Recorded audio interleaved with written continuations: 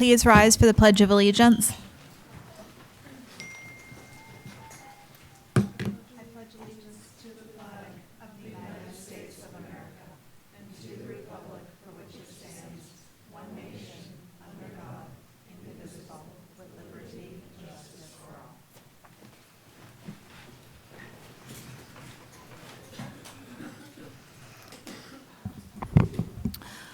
I'll call the September 11th, 2019 Select Board meeting to order.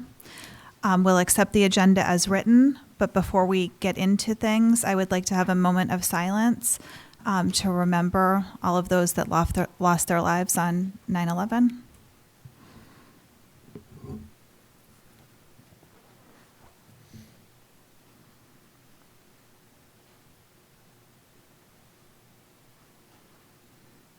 Thank you. It was the day before I started my first job for the town was 9/11. And let's move on to announcements.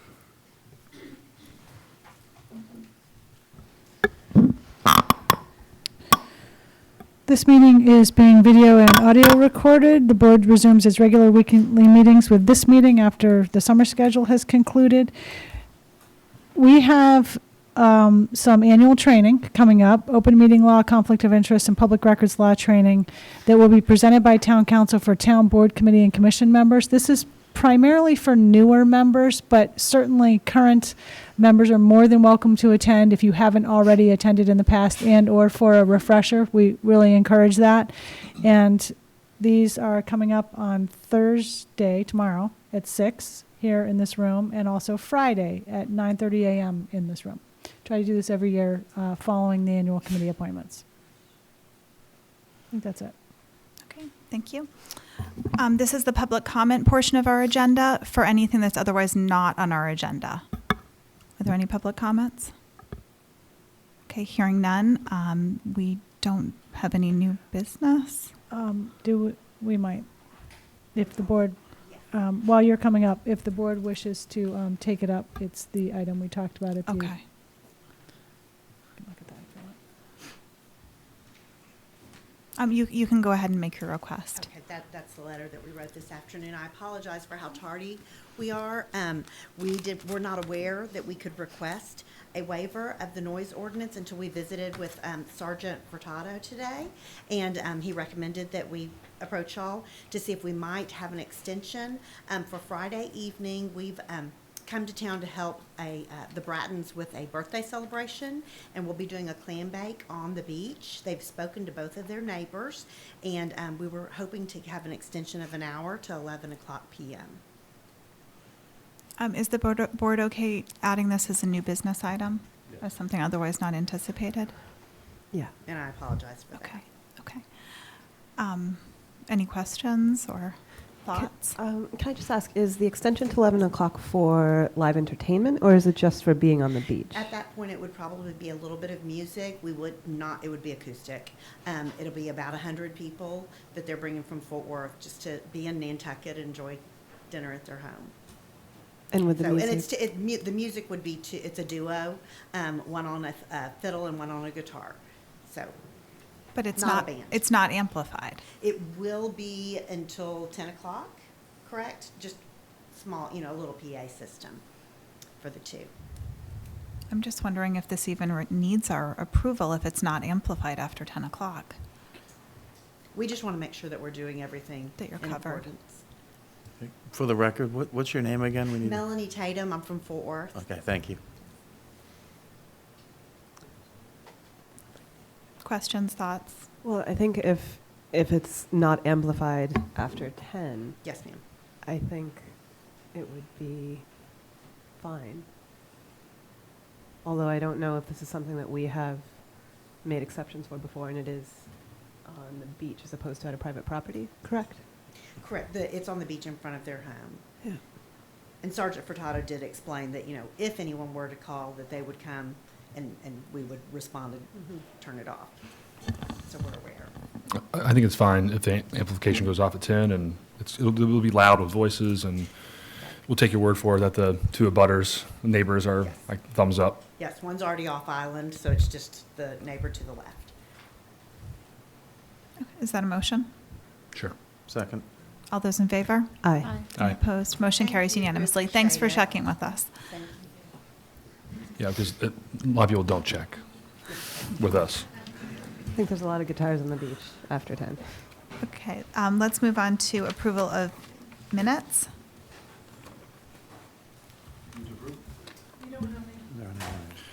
I'll Oh. rescind that. Here we go. Approval of payroll warrants and treasury warrants. Move to approve. Second. All those in favor? Aye. Any opposed? Motion carries unanimously. Any questions or comments on the pending contracts? Yeah, Madam Chair, I just had one question on the playground equipment, if we know what that is, just because it's been a hot topic among the community. It's nice that we have somebody who gave a gift, kind of what that is, and I had another question on the sewers for Surfside. So I'm not I don't exactly recall every bit of the playground equipment, but I know it is swings and some little, like, bouncy sort of types of things, I believe, at both playgrounds, sort of to tide us over until we are able to have our Parks Master Plan completed, which will help inform us as to what we want to ultimately do and where we want to do it at those two properties. And we had the anonymous donor, as you all recall, step forward and donate part of this. Okay. What was the other? The Surfside sewer, Weston That- Sampson. Okay, that's the $588,000 design and engineering design contract, Weston and Sampson. We appropriated $5 million at the 2018 annual town meeting for sort of what is called downstream improvements to sewer. Yeah, Brian, you can supplement. Downstream sewer work that was needed for capacity issues for the sewer, not the treatment plant. And this is the design contract to design those improvements. Do you want to add to that? Is there more? Okay. Okay. Okay, anything else? I just wanted to just quickly comment on the contract with Remain not with Remain, but as a result of a grant from Remain for the Sustainability Office. I know that's come out of our strategic plan, and I want to thank Remain and the board and town admin for pushing that forward, because I think it'll be a great way to tie together a lot of things that we've already started, as well as some of the things that are coming up. So I just wanted to make sure that people knew that that was one of the new contracts. Could you explain really quick about what they'll be doing Yeah. for people to know? What they'll be doing is it's the initial steps to really define what a sustainability office would look like. So as opposed to an officer or any scope or mission at this stage, they're really just looking at what would that office, how would it be structured, who would be part of it, and what would that look like. And then scope and mission after that would be developed. Okay, thanks. Is there a motion? So moved. All those in favor? Aye. Any opposed? Motion carries unanimously. We had a public hearing that's been withdrawn, so that's canceled. And then we'll move on to the town manager's report. Thank you. Just a little quick background on this. In November of 2017, following the annual town meeting a few months later, prior of 2017, after there had been a proposal for the acquisition of property and an appropriation for a new island home facility at a different site, there was lots of discussion about that, as we know, did not pass. And we had some discussion about what our next steps would be. And in any event, in November, the board had a discussion about this. And basically the directive to town administration was figure out what it would take, engage some specialists, whatever is needed, to determine what it would take to construct or renovate a new facility at the current site. So that took a little bit of time, and we engaged Clifton Larson Allen, our financial consultants for this, who also do other work for our island home, and LWDA architects who have nursing home expertise, and they worked with us on, we had to issue procurement for all of this, and to make a long story short, we had a charrette over the summer with LWDA, I think that was over the summer, or earlier at the end of spring, to get input on what we would want to see in a facility at the current site. And long story short, we have LDA going to make a presentation tonight as to a couple of options as to how that could work and what it would take. There is obviously a very high cost to that, and it would be a phased approach, and there would be, timing issues, but it is feasible. And Clifton Larson Allen's going to review the financial implications of it operationally going forward. And the finance director is then going to follow up with budgetary impacts going forward. And some of this we've been talking a little bit on and off about, so it's I don't think it's totally unfamiliar to you all. So I think we're going to kick off with LWDA. And Just Jonathan. before we go, just a little bit of a layout of how we're going to do this. We have the 3 different presenters. If the board needs to ask questions, just please hold your comments to the end of each section. We just want this to run smoothly and get all of the information laid out. And we will take some brief public comments at the very end or questions. Clifton Larson Allen does need to catch the 8 o'clock boat. LWDA is staying over. So if there are more questions on the buildings, let's try and hold those till the end if we can. I know this will be emphasized, but the building options are conceptual. They are not designed. Thank you. Thank you very much. My name is Ruth Neiman, and I'm here with my 2 colleagues from LWDA, Jonathan Jury and Keith Bradley, right at the front here. And we're really thrilled to be here and present the outcome of a very exciting and collaborative process and exploring the feasibility of a new Our Island home on the 9 East Creek address. And again, before I start, I cannot emphasize more. This is conceptual. Real design takes time, effort, thought, feedback, working with the client, going back and forth and perfecting something that we absolutely did not have the time or the need to do at this point. What we were trying to do is prove a concept.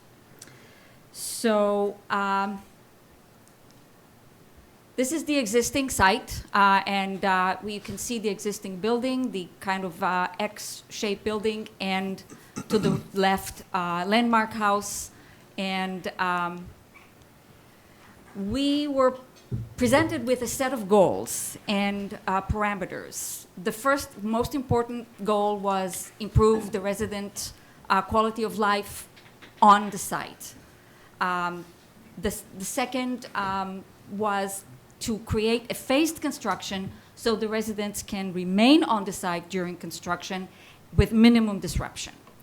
The third most important thing was address the resiliency to climate change, and we have a solution for that, and create a project that has outreach and inreach, a project that is integrated with the community, invites the community in, and outreaches to the community with programs and integration.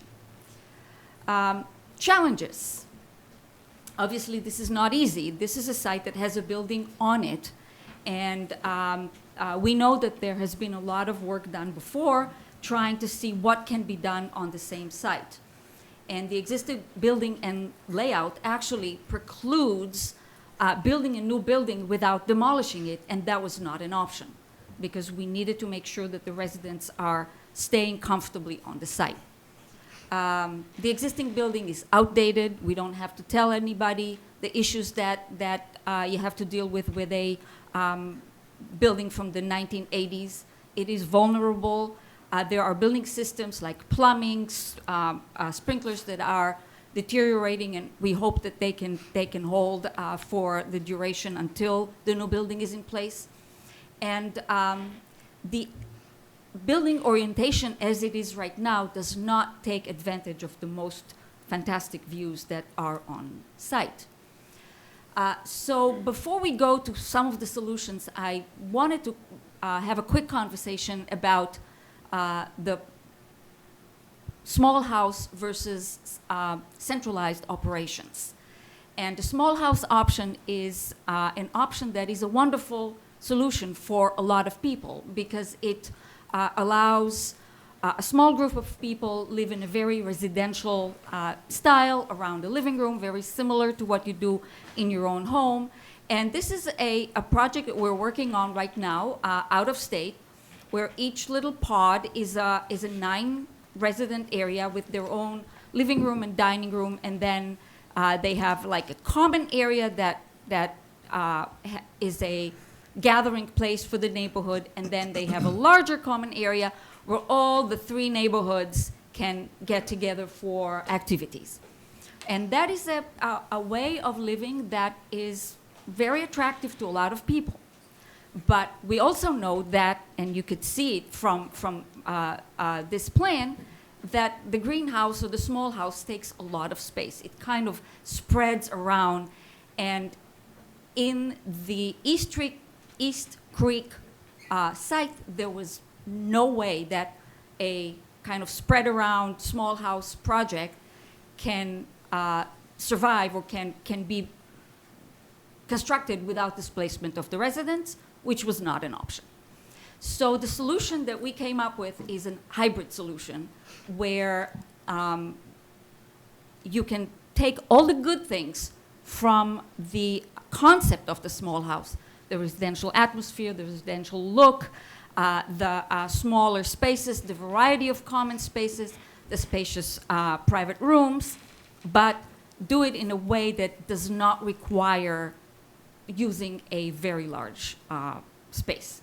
And the lower area here is an example of another project where we kind of had some resident rooms around common areas on a floor in front of the authorities of the Department of Public Health. This is a regular 41-bed nursing unit, but for the people that live there, they are kind of surrounding common areas, and the decor is very, very residential looking.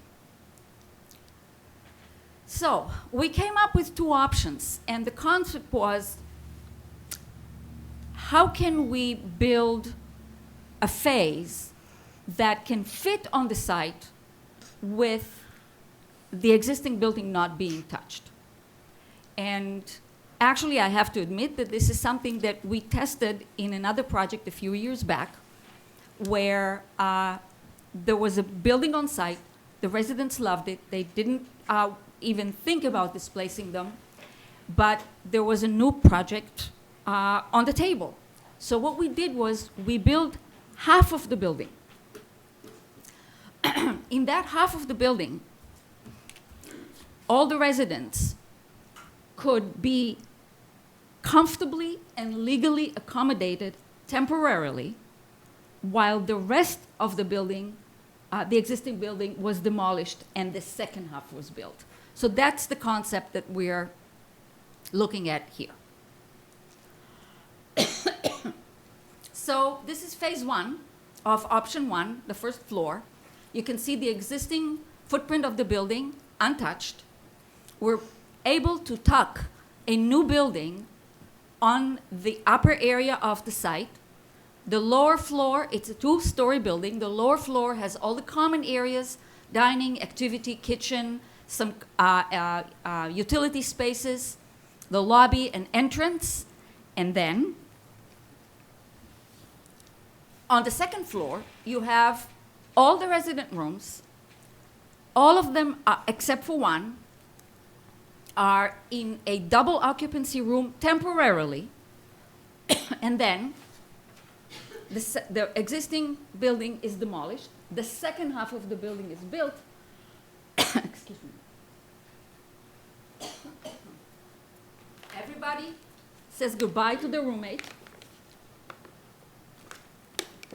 and they move to the new part of the building. So this is the overall option 1. You can see that phase 1 is still there. Part of the common areas and the mechanical spaces are still there. The front here that used to be the dining, the kitchen, the lobby, is now an opportunity space that we can talk about options, what to do in that portion of the building. And the second half of the building, right here, houses the dining area, the kitchen, laundry, storage, a rehabilitation suite here, some offices, and has a center entrance with a nice lobby, and all these common areas kind of surround a common patio area that's partially covered and partially open air, and they're all kind of looking at the view of the marshes right here. Second floor, now, after the second part, the phase 2 of the building is complete, all the double rooms here are decanted and people are moving into the second phase. And most of them, except for, I think, 4 rooms, have their private rooms. They're nice and spacious because they used to legally house 2 people. Now they are single rooms. And then we have a few rooms that are what we call enhanced privacy shared suites for the situation where people would like to be in shared suites. So what we did was, and again, conceptual only, we looked at what this is going to look like and how it's related to the landmark building. And you could see the landmark building right here. This is phase 1. The existing building is right there.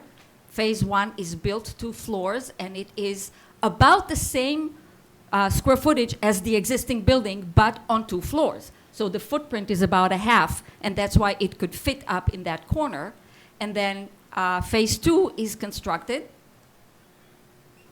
right here, and the building is complete.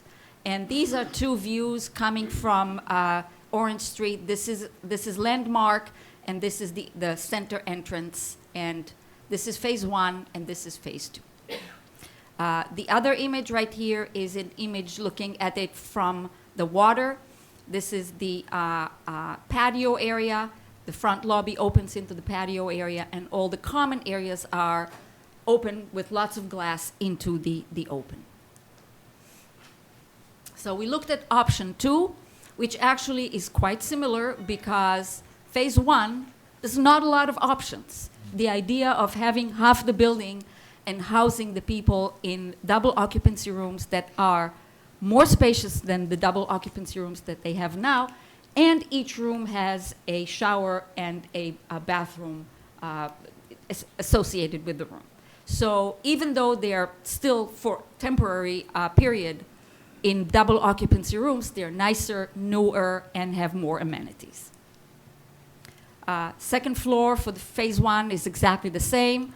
Existing building is still there and untouched.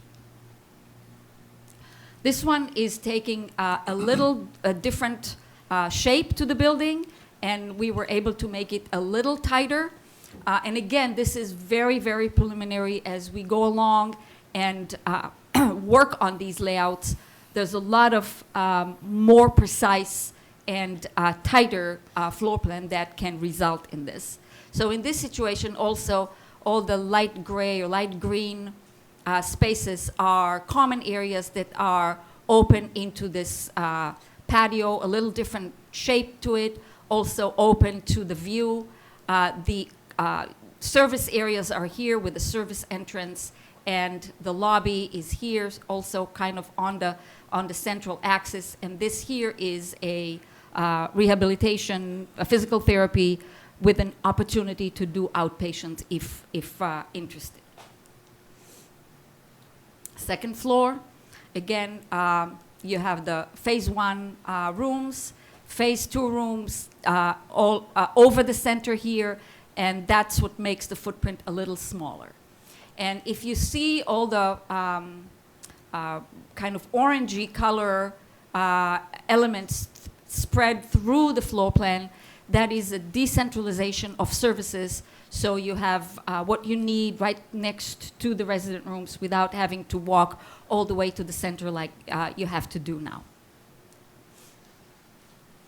And this is a very similar idea of what you've already seen. Phase 1, exactly the same. Phase 2 is that T kind of bent T shape, and this is the view from the corner with Landmark House here, and this is the view from the water looking at the building.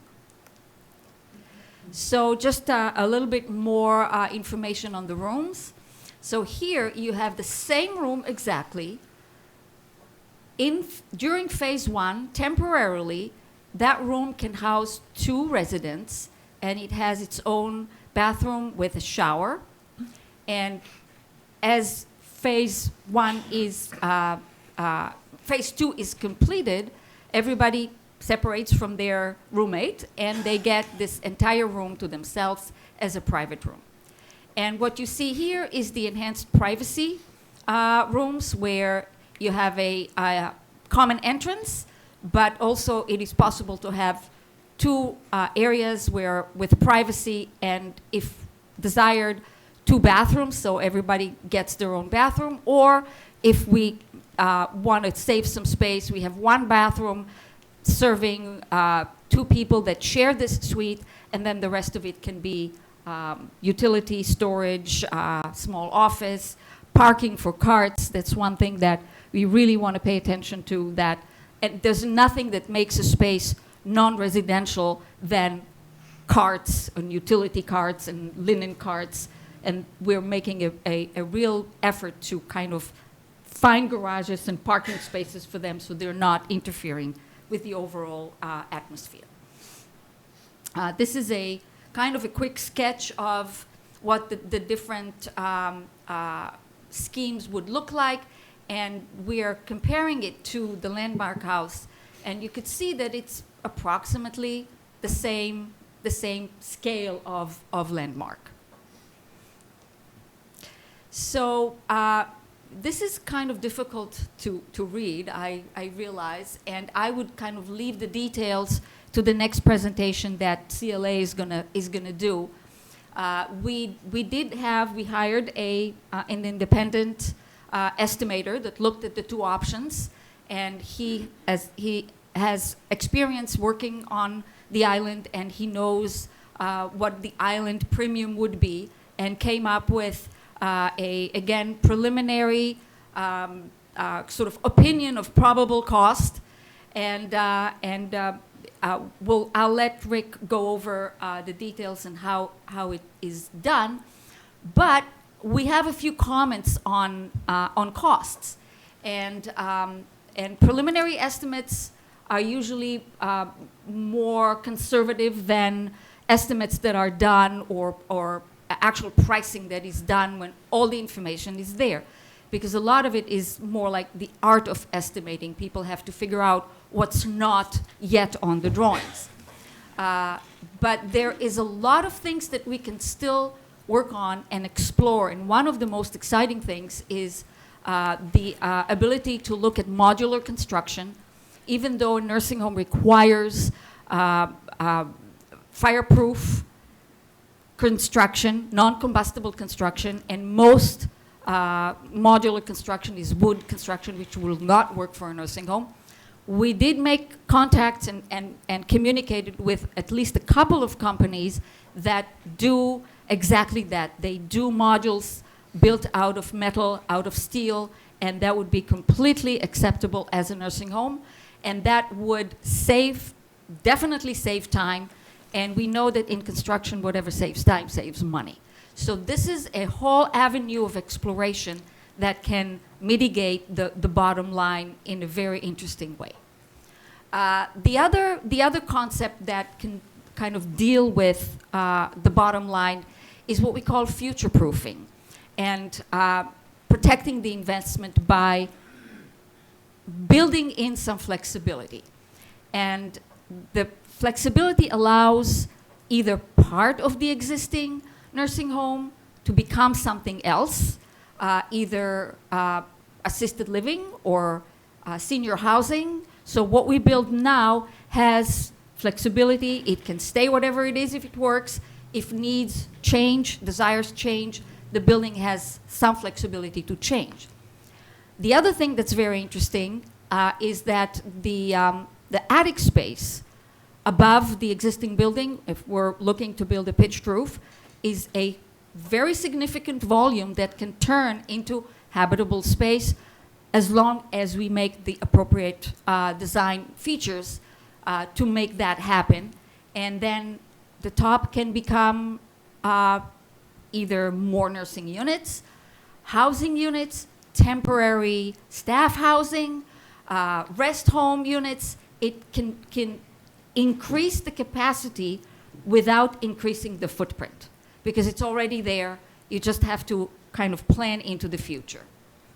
And in addition to that, we also have that opportunity space that I referenced before on phase 1, that we did kind of brainstorm about other ideas that can happen there in order to increase community connections. It could be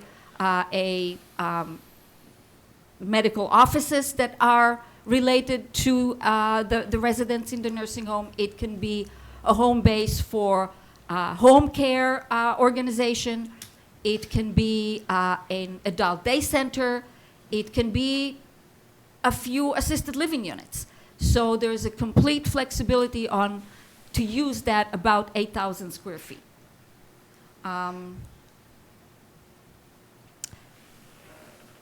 And before we complete that, I just wanted to add that we did use the time that we had before this presentation and went and met with the Department of Public Health, because this is a concept of temporary having construction on site during while people are living on site. And we met with the Director of Plan Review from the Department of Certification and Licensure, and ran all the story, this kind of interesting story in front of him. And he could not find anything from kind of initial review that would be a deal breaker. So whatever we're presenting here has the initial support of the authority that is reviewing and regulating this. And that's about it. Does the board have any questions at this time? I have some questions, but I can wait until afterwards if we want Clifton Okay. Larson Allen to go. Okay. You guys want to go ahead?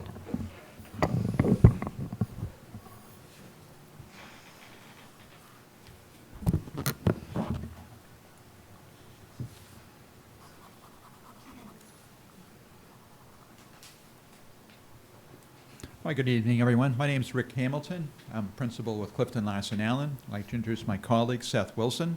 Seth is a CPA at the firm, and Seth has developed the financial modeling tool that we'll be displaying shortly. Just a couple of concepts before we go into some of the detail.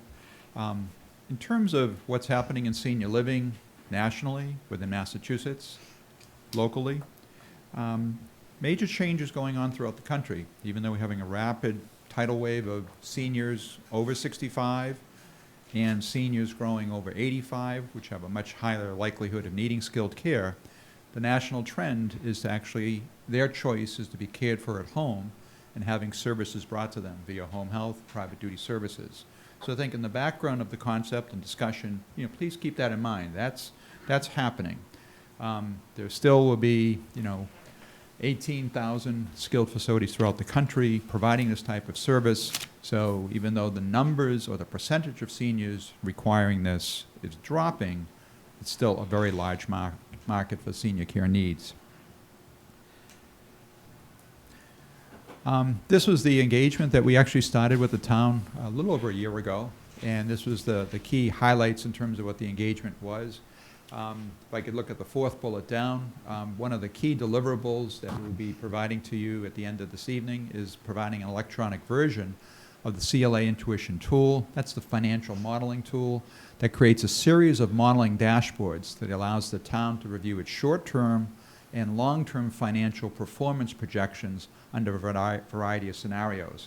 Seth Wilson will take us through several of those worksheets momentarily and developed. And I have to say, we've had numerous meetings throughout the year The feedback has been broad and many good points. A lot of those suggestions and questions Seth has built into the model in terms of what if we had more square footage, what if the cost of square footage changes, what about the census, what about the phasing, the cost of our labor. You'll see in a moment how he's built this into the modeling tool for you. The team that we had from CLA is listed, and on the right side of the slide, we have had 3 prior reports that we presented to the town committee with a lot of background information, the demographics, operational aspects of the home, initial cost, regulatory requirements, et cetera. And walking into the actual CLA modeling tool, we just put this disclaimer because it's required. Again, this is for discussion only at this point. It's for your internal use. Basically, the town and the island management is basically looking at the variety of strategies associated with the potential for construction and replacement of your existing property. And we want to just highlight that this analysis is intended for internal use of the town in our island home and should not be relied upon for any third-party uses or purposes. So again, not for bonding purposes, not for town vote purposes at this point in time. The financial information that we're utilizing for tonight's presentation, the Director of Finance was able to give us great, timely information. We're looking at data as of 6/30/2019, and Seth has modeled that going forward. And then LWDA has given us 2 different scenarios of 2 different sizes of the buildings that we'll show you in a moment, and then we'll walk you through the cost of that. And let me turn this over to my colleague Seth, if you could start to walk us through some of the intuition tools and how you've built the different sections of the report. Okay. So what we're presenting here to you is the statement of activities, operations, income statement, profit and loss, however you may want to call it. It's showing the revenues and expenditures, the source of funds for the Our Island home, and the cost of operations. The first part that I want to highlight is the operating revenues up top. Your primary revenue for the Our Island home are your net resident revenues, the funds that you're receiving to be reimbursed for the services that you're providing to patients. Again, this is based on the 2019 fiscal year data that we received. In fiscal year 2019, there were also funds that were received from the state to assist with funding, and we'll talk about that more in a moment when we get to the projections. Another source of funds for the Our Island home that's a part of the operating budget is a subsidy from the town. So the town also contributes money to help cover the costs of operating the home because it has not historically generated enough income from the patients and other insurance companies to cover the cost of care. So the total operating revenues you see there is approximately $6 million from fiscal year 19. Looking at the operating expenses section, you can see that the labor portion alone is approximately $6 million. That is the most significant cost component for the Our Island home. It's primarily the direct care, all of the RNs, LPNs, and nurse aides that are providing care to the residents. And we'll look at the labor costs in a bit more detail in a few moments as well. You also have your other costs, looking at things like your food expense, your pharmacy. So in total, all of those operating costs amount to about $7.5 million.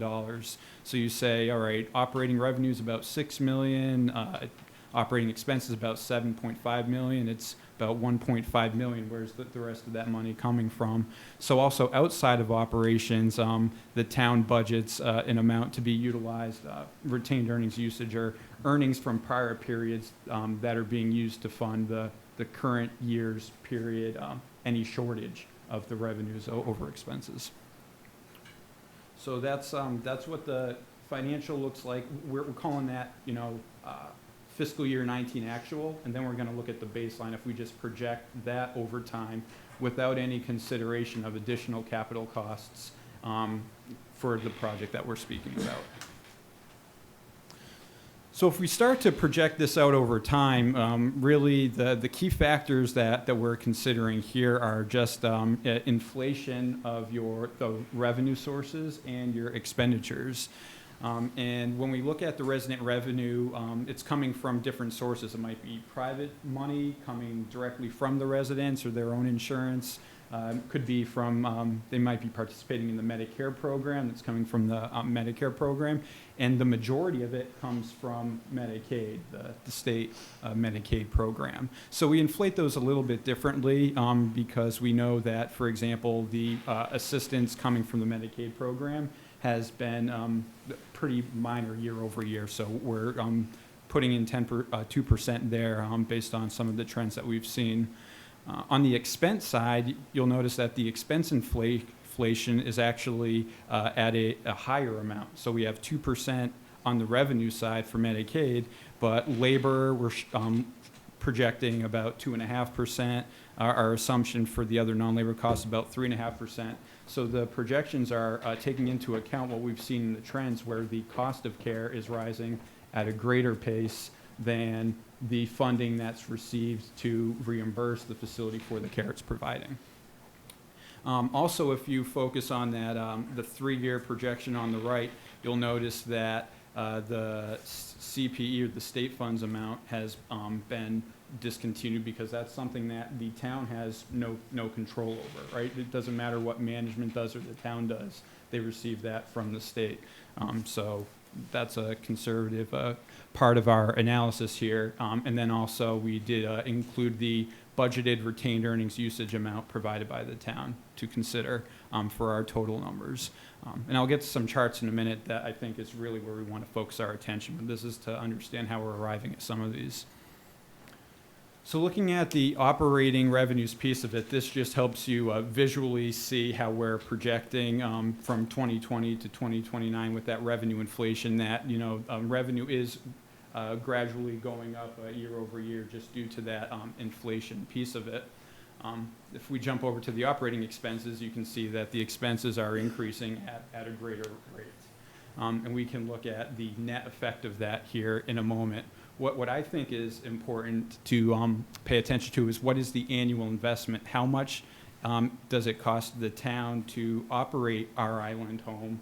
And this is, again, a projection that doesn't consider the capital costs of the project we're discussing.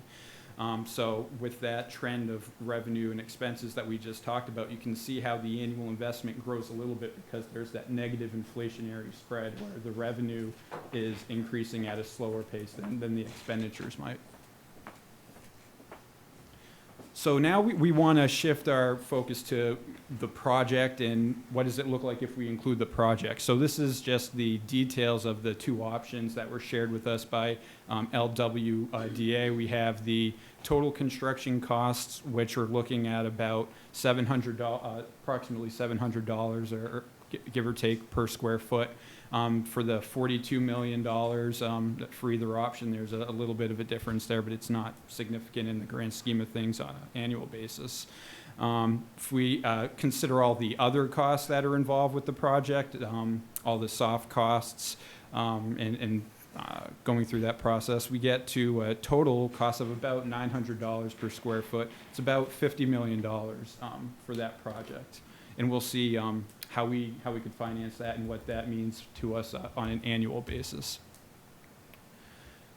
Looking at some of the assumptions, we've already heard about, the number of rooms, the square footage per room and everything. The key takeaway here is just that in the model, what we're feeding into it, we're feeding in about $56,000 of square footage, which is kind of in between the 2 options that were presented.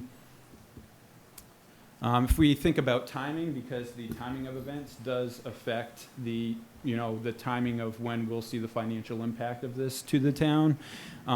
This is it's a tentative timeline, best case scenario. We don't know the specifics, which is in part why you see in the future years, 2021 to 2024, we get to be determined, is to help provide some perspective of what the overall process looks like in the sequence of events. The key timing here is that in this best case scenario timeline, construction would begin sometime in 2021, and it would be about 2 to 3 years. So in this scenario, we're showing construction being completed sometime in 2020-23. So some assumptions that are relevant to the operations, you might think, what impact might this project have on operations? Based on the number of units that have been discussed and the configuration, we already talked about how nursing labor is the most significant component of the cost. It's not expected that there would be a significant impact on nursing and administration staffing levels. Today should be appropriate under the new scenario. Because we do have more square footage, it's fair to expect some increase in housekeeping staff, but if you look at the overall budget of this skilled nursing facility, that is a smaller portion of the overall budget, which I'll show the breakout by department in a moment. One of the benefits of a new building, it's a bigger building, so you might think bigger building, more energy costs, but there was discussion about how this facility is from 1980 today, so a newer building will be more efficient, better insulated, so there's some offset there. And then similarly regarding the maintenance and upkeep costs, there was some discussion here about the various projects and costs to maintain the building and what would need to be done continuing operating the current facility. Benefit of the new facility is you make this investment and then you have a good 10 years of limited maintenance costs and upkeep. So just to understand a bit more about the cost structure, because I talked about, nursing and housekeeping.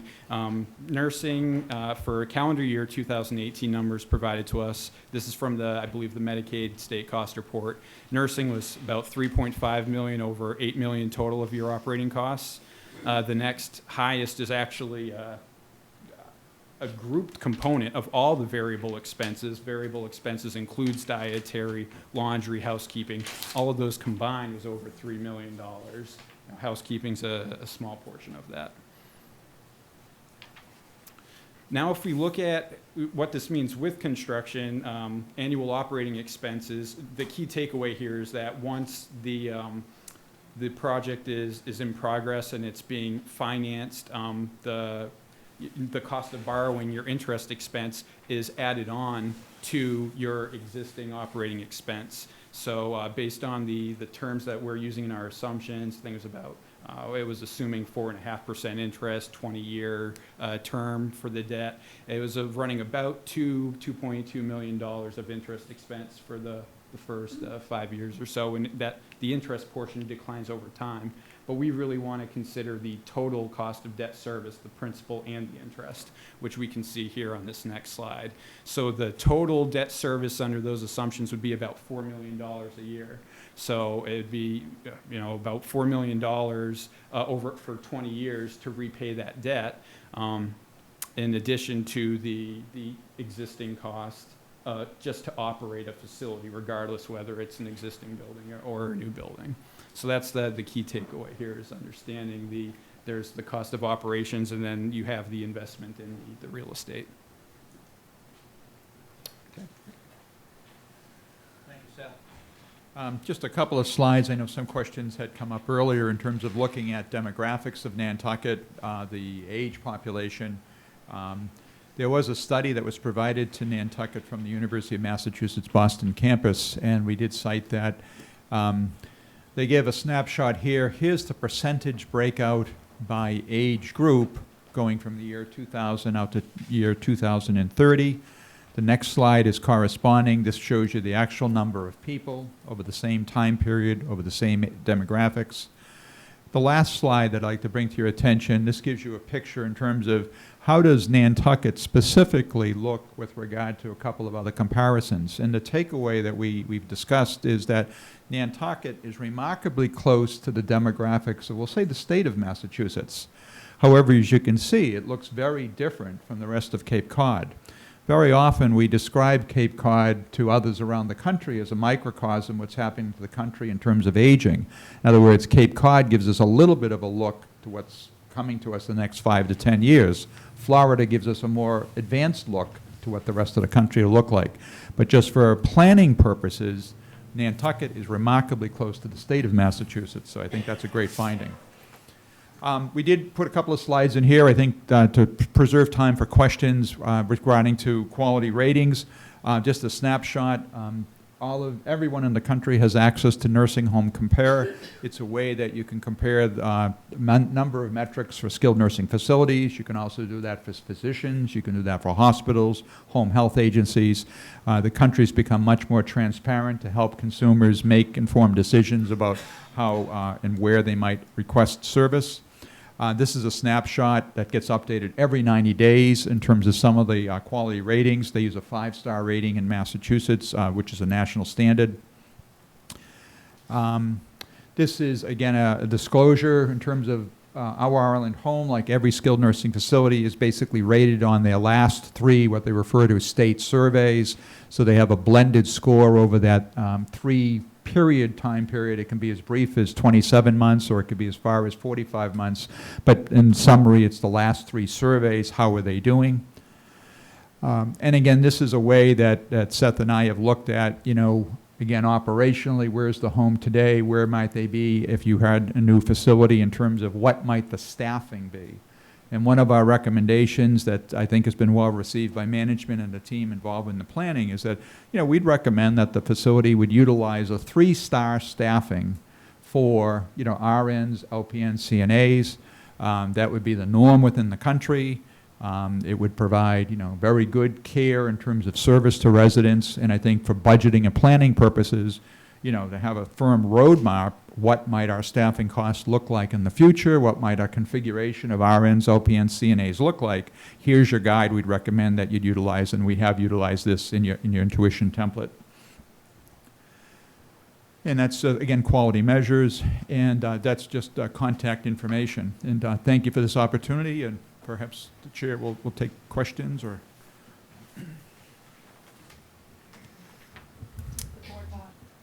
Sorry, does the board want to ask any questions now or wait until after Brian's presented?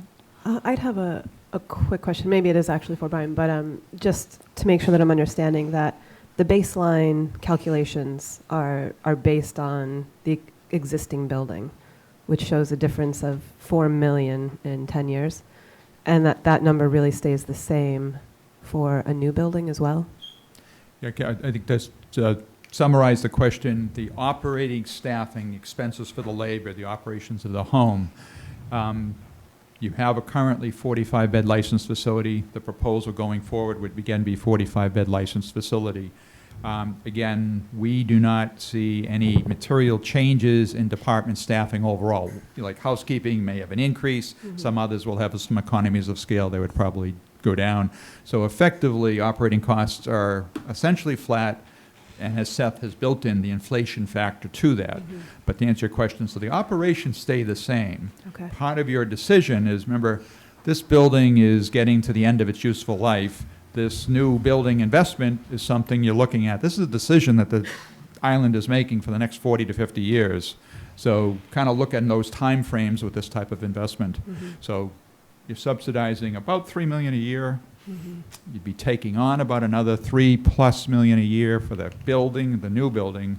So it's your initial build, but this is a commitment, taking it out now for a number of years that the town is looking at. Right. My other question, I'm not sure if this is for you or maybe for LWDA, but it looks like there's a lot more potential in the newer buildings for more in-reach and outreach services, and I'm wondering if the potential increased revenue for that is significant or minimal, or if we have any way to gauge if there's opportunities for additional revenue.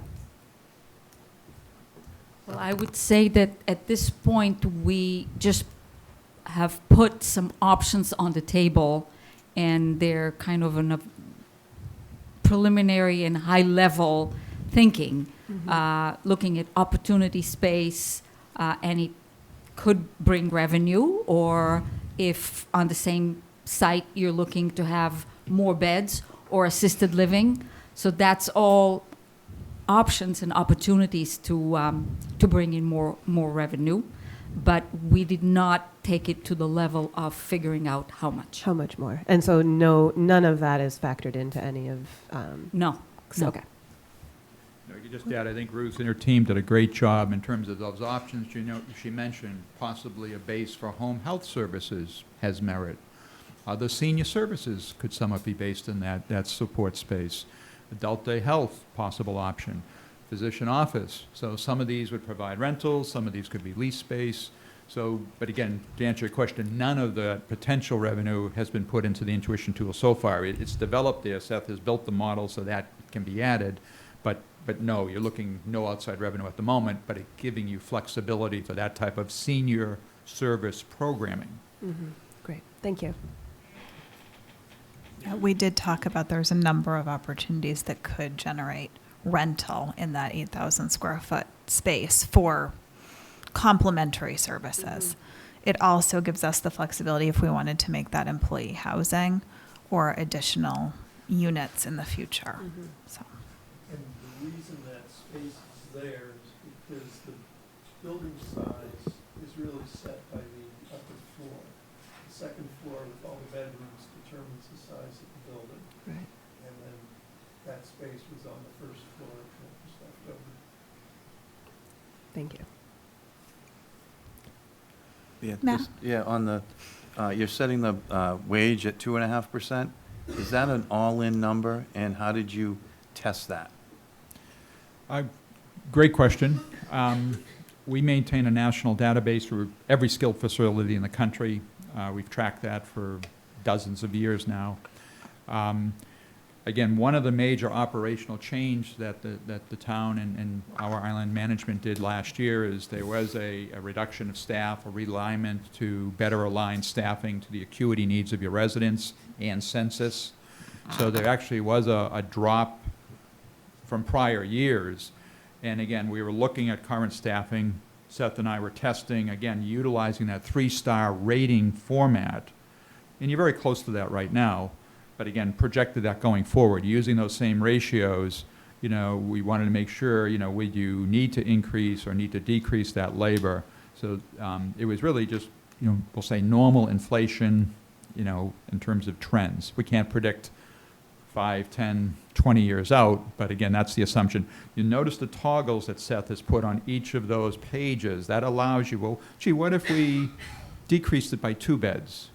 Instantaneous financial statements. What if we were to decrease the cost by $20 a square foot? So you'll have an instant tool to calculate those questions going forward. I think 2.5% is not a conservative number. I think if you look at our actuals, when you add in insurance and other factors, I think we're higher than that. I think they're a little bit, it's a little bit deceiving because we have had fewer people in there right now. If we go back to 45 beds, I think I'd toggle that to 3.5, just as a, you know, just to reality. Go back and look at actual reality on the ground here, and I think you'll see that, you know, it's higher than 2.5. The other issue is, for 10 years, we don't have a lot of expenses, but I think that we should be budgeting those, because if we don't budget those, they will be crowded out by everything else. I think we should be putting money away for a rainy day, so 10 years out, 15, 20 years out, and I think that should be in the spreadsheet as well, just as a comment. I'm really happy to see potential for housing. One of the problems we have here is we can't hire people. There's nowhere place for them to stay. So we're talking about building a facility that is reliant on labor, and we can't hire people at any price. And so I think that that's, you know, that's a really positive aspect of this, and I'm glad to see that included. You know, it'll increase this number to build that out, but, you know, if we're going to do this, I think that's, you know, very important. Great wisdom in that conversation that really led to that concept of, you know, having the infrastructure to have the workforce to care for your residents makes great sense.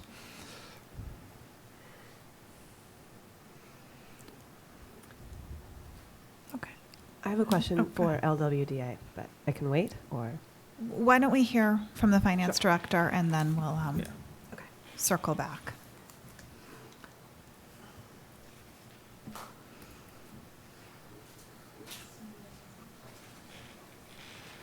Good evening, everyone.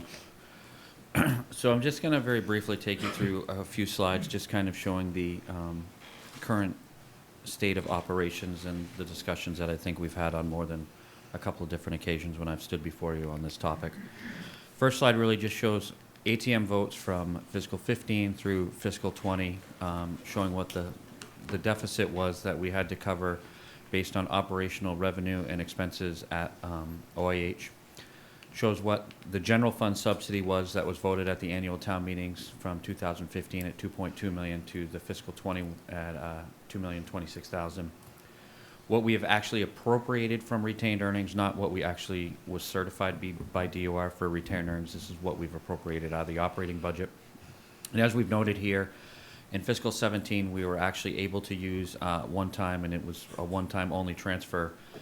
During that year, we transferred $410,000 from the overlay surplus account to ultimately balance the fiscal 17 budget at annual town meeting. So you can see that consistently, unfortunately, revenues have not been able to cover expenses, and they have been increasing to a high of 4.7 million last year at fiscal 20 ATM. We've shown actuals to ATM here. I do have to note somehow 18 was slightly overstated. It's actually 7.8 million. The last few years, we've consistently ran about a $4.5 million deficit before any ATM transfers or any subsidies from the general fund. Fiscal 20, we'll have the first quarter presentation in October, so we'll have an idea of how the year started at that point. And then what we've done here for the last slide is, again, we've just shown what the general fund subsidy has been. In this slide, we also show exactly what retained earnings as certified by DOR has been. As you'll recall, in 2017, July 1st of 17, and the end of fiscal 17, we received an extremely large amount of CPA, about $5.5 million of CPE, Certified Public Expenditure Reimbursement, which is the main cause of the retained earnings between 17, 18, and 19, which has enabled us to keep the subsidy relatively stable while we have been using some of that retained earnings. We're actually projecting in fiscal 20 that we'll have $1.6 million of retained earnings, and I'll go back to that in 1 second. Again, the last line there, we show what was certified versus what we've appropriated into the operating budget on an annual basis. Going back to what we're projecting for July 1st of 2019, which would be available to be appropriated for fiscal 21 or fiscal 20 operations, we're projecting $1.6 million of retained earnings, which will mean that we will, if everything stays the way it is right now, we will have to find just under $1 million if we were to have the same budget for OAH next year as we do this year, because as you can see, we appropriated $2.6 million of retained earnings last year to balance the budget. We will not have that to do. We will be about $1 million short. So heading into the upcoming budget season and discussions with town administration, we will immediately beginning from a perspective of needing to find almost $1 million for OIH operations next year. So, questions?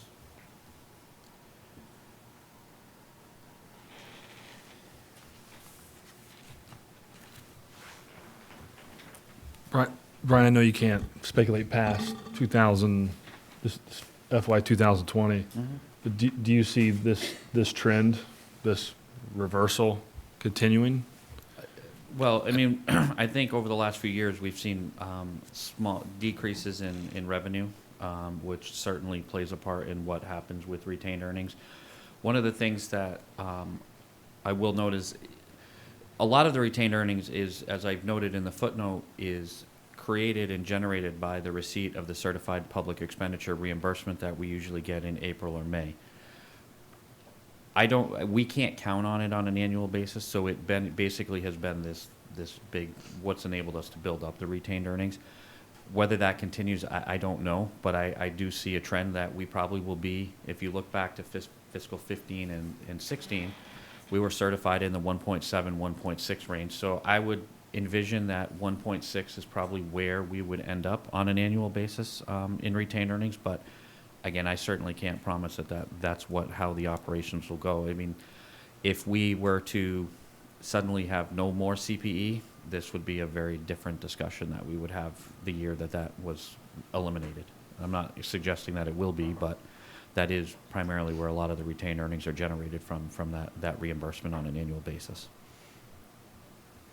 So it certainly, and our own financial policies that we have in place too do suggest that using retained earnings to balance a budget is not exactly the most fiscally prudent way to do it, because we are on an annual basis balancing a budget with something that is, in theory, not sustainable continuously at the level that it's at, which is why we generally try to only use retained earnings or fund balance or free cash for one-time expenditures, so that we don't consistently rely on it to be operating an ongoing entity or operation in the town. Just kind of why I've reluctantly and very, it's been difficult continuously to stand up here and advocate for an override to fund this operation correctly. But as we talk about this, it's something we're certainly going to have to talk about more through the budget process. I think this is your expenses are going up and your income is going down. And it's a structural situation. It's not, in my opinion, it's not going to change substantially in the near future. So I don't think that they're, they've warned us that Medicare, Medicaid reimbursements are lowering. That's not how people are being reimbursed any longer. And so it's not, I think, so yes, it may not be as bad, it may not be as bad as it looks. It may, but most likely it'll be worse than it looks, is unfortunately the situation we're in. And we've known about this for 10 years. We had, reports that, and their projections were pretty good from, I think it was Bruce Miller and a group from the Finance Committee 10 or 12 years ago that have, has warned us of where we'd be, and we're there. So, as we're talking about this, we don't need to make any decisions tonight, but the things that the board really is going to need to make a decision on, coming up to town meeting, which we'll really need to make those decisions this fall, is whether we are ready to propose an operating override, regardless of a new facility, to keep this place running. I've been in favor of that, personally. Whether we want to take design for a new building proposal as conceptualized tonight to town meeting for funding, which to me is ultimately a commitment to moving forward with proposing the full package of a building. I don't want to waste hundreds of thousands of dollars. We already spent over $500,000 designing the last facility and getting that to town meeting for the Maya Comet proposal. And it would be ultimately to take the $50+ million proposal to town meeting in 2021. So those are, and we also are going to, regardless, to keep the current facility running with the extensive plumbing problems that are in existence, there's going to need to be a capital article brought forward this year. So we're definitely in major decision time, and I just want the board to think about that and the community to think about that, and we'll go from there.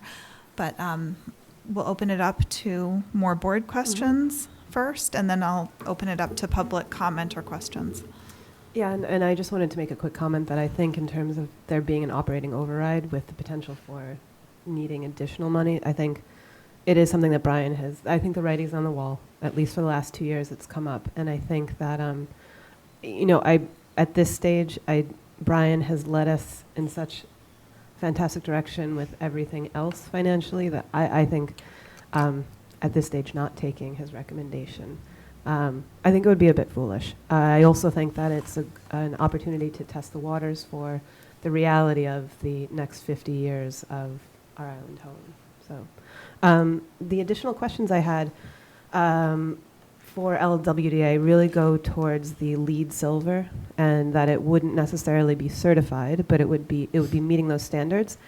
Some of the things that I'm interested to know if they've been factored in are things like solar, or at least solar ready, permeable paving, minimization of landfill, if there's any reuse of material. So I'm wondering what the sort of highlights are of having a silver LEED Silver, and some of the things that I mentioned, whether or not those are covered.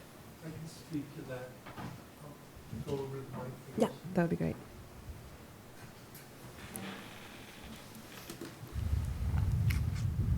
So in terms of, I'm Jonathan Jory, LWDA. You certainly could put solar panels on this project.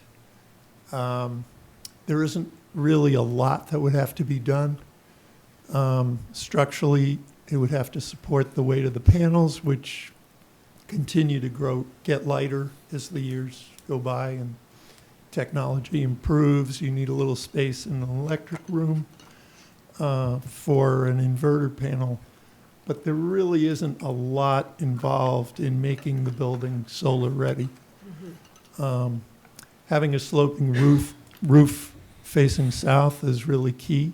And we've got sloping roofs that we're thinking of in pretty much every direction. So you could certainly get a lot of solar panels on this project.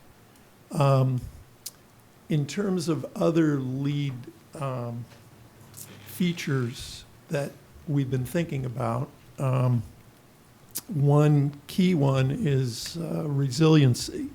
And how do we address the problem of storm surge and rising seas?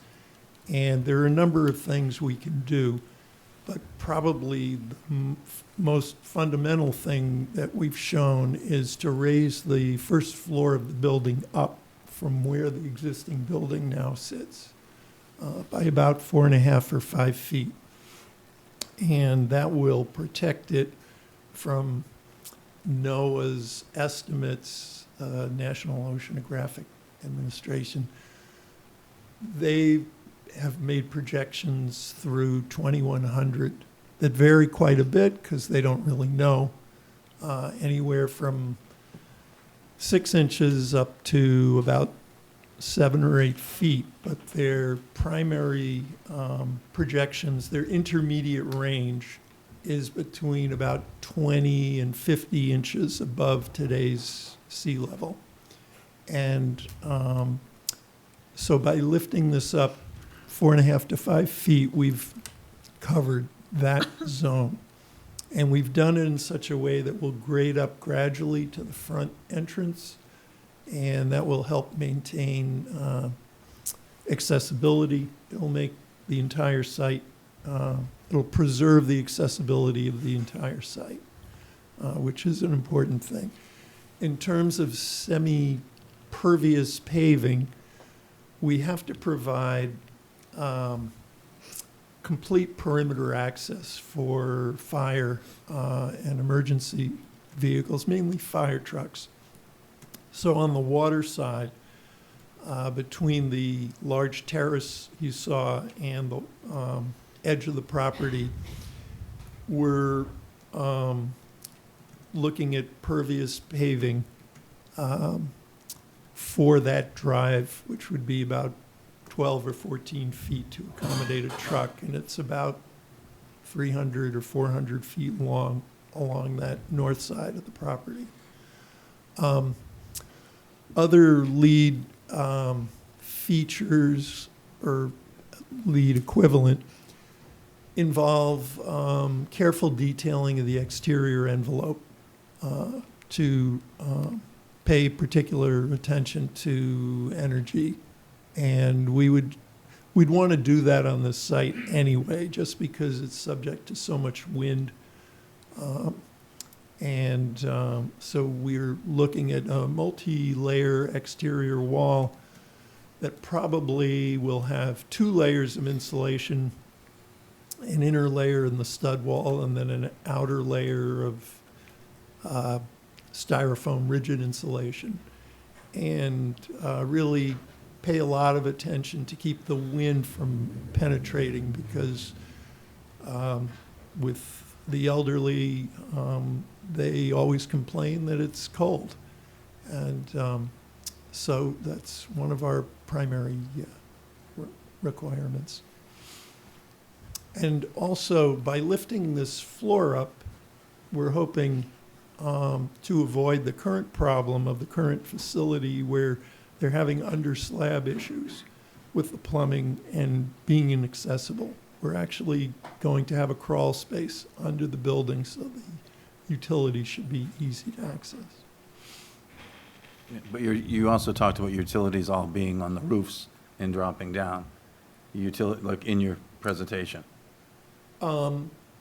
There will be mechanical spaces up in the attic floor. Yeah, that's where it all should be, because of the flood zone.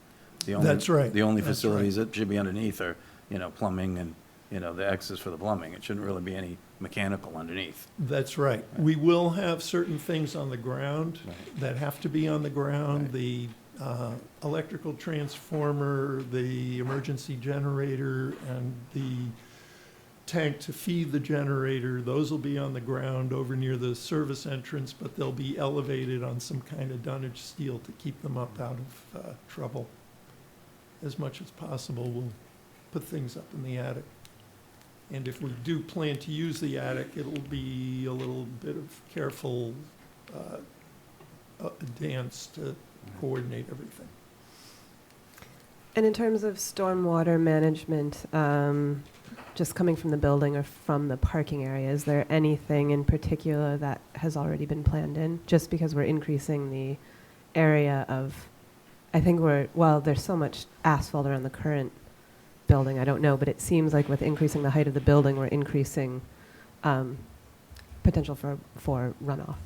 Yes, we haven't gotten into the details of how we're doing that. There's a tremendous amount of hard surface already there, and we're not really increasing that. We are increasing the amount of parking because the hard surface really isn't being used very efficiently right now. But the building footprint is getting, it's doubling. I think maybe it's not doubling. The overall square footage is doubling, but the footprint size is growing maybe by 60%. So that will cover more of the site. So we're trying to preserve what we can, trying to accommodate needs for parking, building, and holding on to any green space that we Yeah. can. I think that's just something for when we build in the future. I think particularly in areas that are already prone to flooding, any opportunity we have to improve stormwater management in those areas with parking spaces and buildings, I think would be ideal. Thank you. Yeah, One more thing about LEED, and not only LEED, but also improving tremendously the quality of life is lighting. And daylighting, a very careful use of glazed surfaces in order to bring daylight into the spaces. But also at this point, we're working on similar projects where lighting technology is being used in order to regulate circadian rhythms of residents and help with better sleeping. And this is kind of leading edge technology right now, and we're working with companies that are working on technology to use that. So lighting is incredibly important, and that's another thing that is considered as LEED technology. Thank you. Okay. I know that Clifton Larson Allen needs to catch a boat. Are there any questions specifically for them from the board or even from the audience? In the financial model, you removed the state funding. Is that just to be conservative? Yeah, as Brian mentioned in his presentation, since it's nothing that there's control over. The answer was that we don't have control over that because it's approved year to year by the state legislature.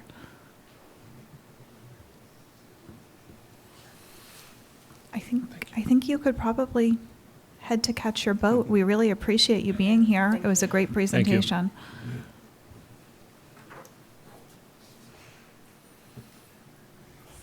I had a couple things, Dawn. Yes, please, go ahead. First off, I wanted to thank you and Rita and Libby for making this agenda just really about this and giving us time and not feeling rushed through this. We don't do that enough on topics like this, and this is one of, if not the most important, really difficult issue that we faced for a long time. So thank you for that. Lot of comments. This will probably be the last building at that site if this all goes forward. We'll never build anything. Once this is done for 40, 50 years, we'll never be able to build there again. Just something to think about with where things are going with sea level rise. One question I had about modular, and maybe I got this all wrong, but we tried to do that the second round with our fire department, and we said we couldn't do it with prevailing wages. Am I not? Brian can address that. We did talk about that. Okay, so I don't think that's an option. It is? Yeah. Oh, what changed? Okay. Under the specific statute that we could potentially procure this under for modular, prevailing wage is not required for the buildings, that the components constructed off-site. So Okay. we've already actually kind of reviewed Okay. some of that to understand what those possibilities are, so. All right, that's really great to hear. Another thing that I'd really like to hear is, the first time around when my comment option was up was the big question of DPH not allowing construction on the site for the health and the disturbance of the residents. So if they're coming forward saying that that's not an issue, that was what I was always nervous about. We go forward and they're like at the last minute, yeah, sorry, you can't do that. I think my other questions, I'm sorry, other things that I really like was the future-proofing, the attic space, and opportunity space. I think that would be really, really essential if we were to go forward to make this work financially. And all my other questions are more for Brian and operating override, so I'll stop there. Okay. I have a follow-up question with the modular. Was the $50 million estimate, was that for a modular or stick build? It was priced Oh, as stick-built. sorry, we're going to have to answer that at the mic, so the people at home. But it was stick-built. I'll just answer it, sorry. But going forward, you'll have to come to the mic. I just have a comment. I think the drawings we saw last time for the project over on My Comet, even though they were conceptual and could have changed significantly, I think there was a sense, because I do worry a little bit about the price tag and bringing this to town meeting and the response that we would get. That building, one of the criticisms was just that it didn't feel like Nantucket, it didn't look like Nantucket, it had a lot of shiny surfaces. I think these concepts, I think LWDA, in my mind, has done a great job of capturing a little more of a residential feel and a Nantucket feel. And I think at some point when we get to the public comment section, I know there's a lot of Ireland home advocates here, and I'm just wondering how they feel about that. I feel like these two conceptual drawings are significantly different from the ones that we saw the last go-around, but I am, again, concerned about what the perception is from the public and bringing a project of this size to town meeting. Yeah, I'm curious to hear that too. I mean, part of what was driving the size of the last concept was, one, that it was trying to be done all on one story, to avoid having two central nursing stations, which how they have gotten around that is they've put all of the rooms on one level. And that was because there was a conception that we couldn't build 2 stories and make this work staffing wise. And the small house model, because there were so many independent kitchens and dining rooms, was driving it as well. Yeah. A different site. I mean, again, this is taller, and it's a totally different site. But I think despite the fact that it's taller and not a small house model and it is more of an institutional model, I still think the feel of it, at least from the initial conceptual drawings, is very different. Yeah. And it actually really capitalizes on the site in terms of view, capturing the view and capturing what people really find special about it, I think. But any other board questions, comments? I had more for operational override stuff. Do you want to get out now, or do you want to open up to the public? And because to me, it's so different talking about the financials and operational override versus the building and the site. And Why don't we see what Okay. the public has to say a little bit, and we can come back to the Yeah. board? Does that sound good? If anyone does have comments.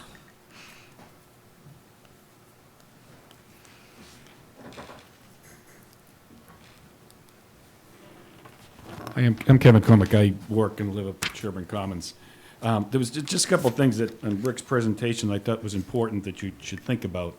I thought that the key point that Rick made was that the Nantucket closely mirrors what's happening in Massachusetts. And over the last 20 years, the number of nursing home beds in Massachusetts have been reduced by 20%. And the average occupancy now in Massachusetts is in the 80%. So I think, to your point, Mr. Fee, I think the census is, the occupancy is just going to go in the other direction. The push here is to get people into the least restrictive setting at the most economical and most efficient way to do that. And so I think the first thing you need to do is do an assessment of your demand.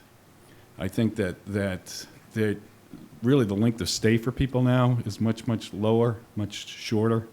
So people aren't going to nursing homes. They're trying to get them to other settings. The other thing here is, and I'm not sure if people on the island are aware of this, but the one really margin portion of your business in a nursing home is the short stay Medicare business. And because you have swing beds at the hospital, they keep that piece of the business. So the one piece of the business that you would have any positive margin is going to the hospital. So, I thought the other key point of his presentation is to have some other, to future-proof it. Because the reality is this is kind of the blockbuster model. Although zillions of people are out there renting videos, they're not going to the store anymore. They're getting them over the internet, and so the delivery of care in long-term care is being delivered in a much different way now. And I really caution you before you build the white elephant to make sure you know that there's going to be people that are going to go there. That's the one piece, and I look at the data platform and all the data that we've gathered for different projects here on the island. I've yet to see any data that relates to what is the demand for a skilled nursing facility here. And are you talking 15 people, 16 people? Because anecdotally, I would say that's probably what you're talking for an average. If you look at, I think the first thing you need to do is walk through our island home and do an assessment of every residence there and say, should they be here? Because that's what they've done in the rest of Massachusetts. That's why they've closed 20% of the nursing homes, because those people have gone other places. They've stayed home with services. And quite frankly, I'm a nursing home administrator. I have been for 25 years. I think we do wonderful things in nursing homes. And I think, if you need to be in a nursing home and you're ready to be in a nursing home, then that's where you should be, and you should have a great nursing home. But if you don't, I know myself personally, although I think we do great jobs there, I'd rather be someplace else until I'm ready to be there. So should we be looking at that? But absolutely, if you don't look at future-proofing, because I just don't think you're going to have a demand for more than 15 or 20 beds. And it's not like any place else in Massachusetts where you can say, well, just go out another 10 miles and we'll have a better IV therapy, or we'll do this or we'll do that. We're in the water, so you're not going to find more residents. And we're truly talking about a possible residence of 700 or 800 people. That's it. So think about that. I think that's the most important thing. It's not if you build it, they will come, because the way that the regulations are changing, people aren't going to be able to go there and get reimbursed from Medicare and Medicaid. And just the average, I believe still in Massachusetts, the average loss in every Medicaid patient is $63 a day. So you're not going to make it up on Medicaid patients either. Your loss is just going to get bigger. So just thought it was important to do that. Madam Chair, didn't we, in 2015, do an assessment of kind of what he's suggesting? I thought or 2014, 15? Yeah, It's on the town website, Yeah. on Peter Morrison. Yeah, I thought we did. And this was, when we were talking about the greenhouse model, that was part of how some of the operational savings were going to come from changing the operational model for the people that it could change for. And so, so if we're going to staying with mainly an institutional model, then those are not going to be baked in. And I think those are really important, really important aspects that we can't forget when we move forward with this. This is conceptually designed that 2 rooms could be combined into efficiency-assisted living apartments. So there is some stuff baked in, and it's something we would need to really think through in the final design. Ginger? Virginia Andrews, 1 Stone Alley, known to most of you as Ginger. I really want to thank the board for everything it's done so far. I was encouraged by the presentation. You can sign me up for the for OIH of the future. I don't have any family. With my own family, I cared for them as much as I could at home. But there was a recent article in the New York Times which basically said assisted living is a fantasy that we'd all like to believe is possible, but there's a lot to be said for a centralized facility with good supervision. And I really want to thank you guys for all you've done to make it happen.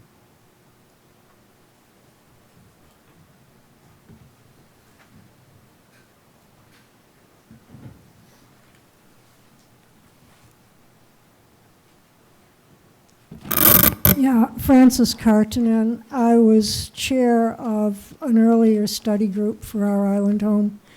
But more to the point, I have had an immense amount of experience in my life with caregiving for severely disabled people. And I also have had a great deal of time over the last 3 years at our island home. And I think I know just about everybody there. I think it would be very difficult to point to any current resident at our island home and say that person doesn't need to be here. Because the fact of the matter is that our island home is not a lifestyle choice.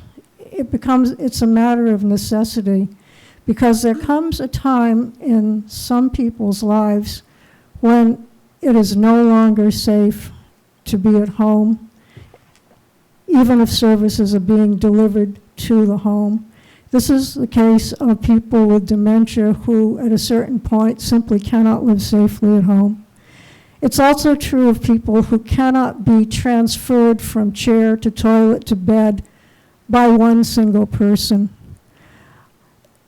In situations like that, and at our island home, there are some patients who, for a transfer, require 2 CNAs to do a transfer. That's not something that can be carried out at home with delivered services. And my daughter is a primary care physician, and she's pointed out that in the UK, where she practices, as the National Health Service has tried to economize, they deliver services at home. But this means that there are a great many single elderly, fragile people living in isolation who see a visiting member from National Health Service for 15 minutes a day at most, and the rest of their 24 hours are empty, and they're dying of either boredom or absolute despair. The alternative to this is when you have 2 aging, fragile people, one of whom is disabled and the other is in 70s or 80s and trying to care for a disabled person. In those situations, it simply is not safe to stay at home. In my case, when I was 10 years old, my mother began to be disabled, and by the time I was 12, she was in a wheelchair. And from the time I was 12 to the time I was 18 years old, I was a primary caregiver for a disabled woman. And when I went to college, she went to our island home, for which I am profoundly grateful to this day. And then my husband had Parkinson's disease, and for the last 2.5 years of his life, he simply could no longer safely be at home. And I spent 7 days a week, 7 hours a day with him at our island home, getting to know all the other residents, what the problems are. And even though there were problems and dissatisfactions, I am so grateful that we've had it. And I don't think our community can ever do without it. Thank you.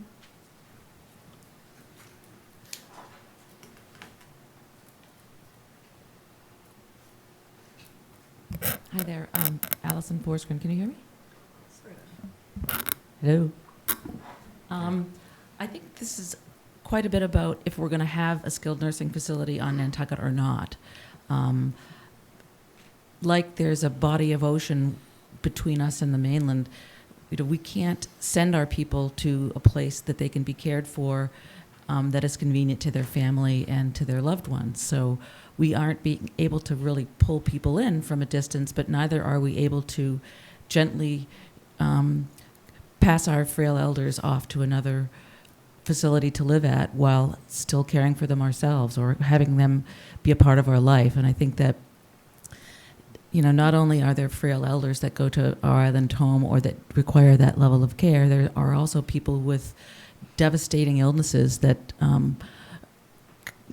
ALS. There are quite a few people who I've seen go through our island home that have not been old or frail. They've been affected by a devastating illness. So, it's the families of people as well as the people that we really need to take care of. And I think that our community is worth having a place where if people are unable to be cared for at home, because again, it's not a lifestyle. No one ever wants to go to our island home. It's not a goal unless you have to. So I think it's a measure of our compassion as a community and how we want to deal with people as they age. We don't have a VA hospital. We don't have hospice. We have no mental health facilities that care for any people who are, require residential care. And I think big picture, maybe we could look at pooling all of those needs into one community supported facility. And that's what I hope our island home can become. So again, thank you for the whole evening of this. It's been a long time. 2008, I think, was the first work group that got together to talk about what's going to happen with this facility, and here we are. So thank you.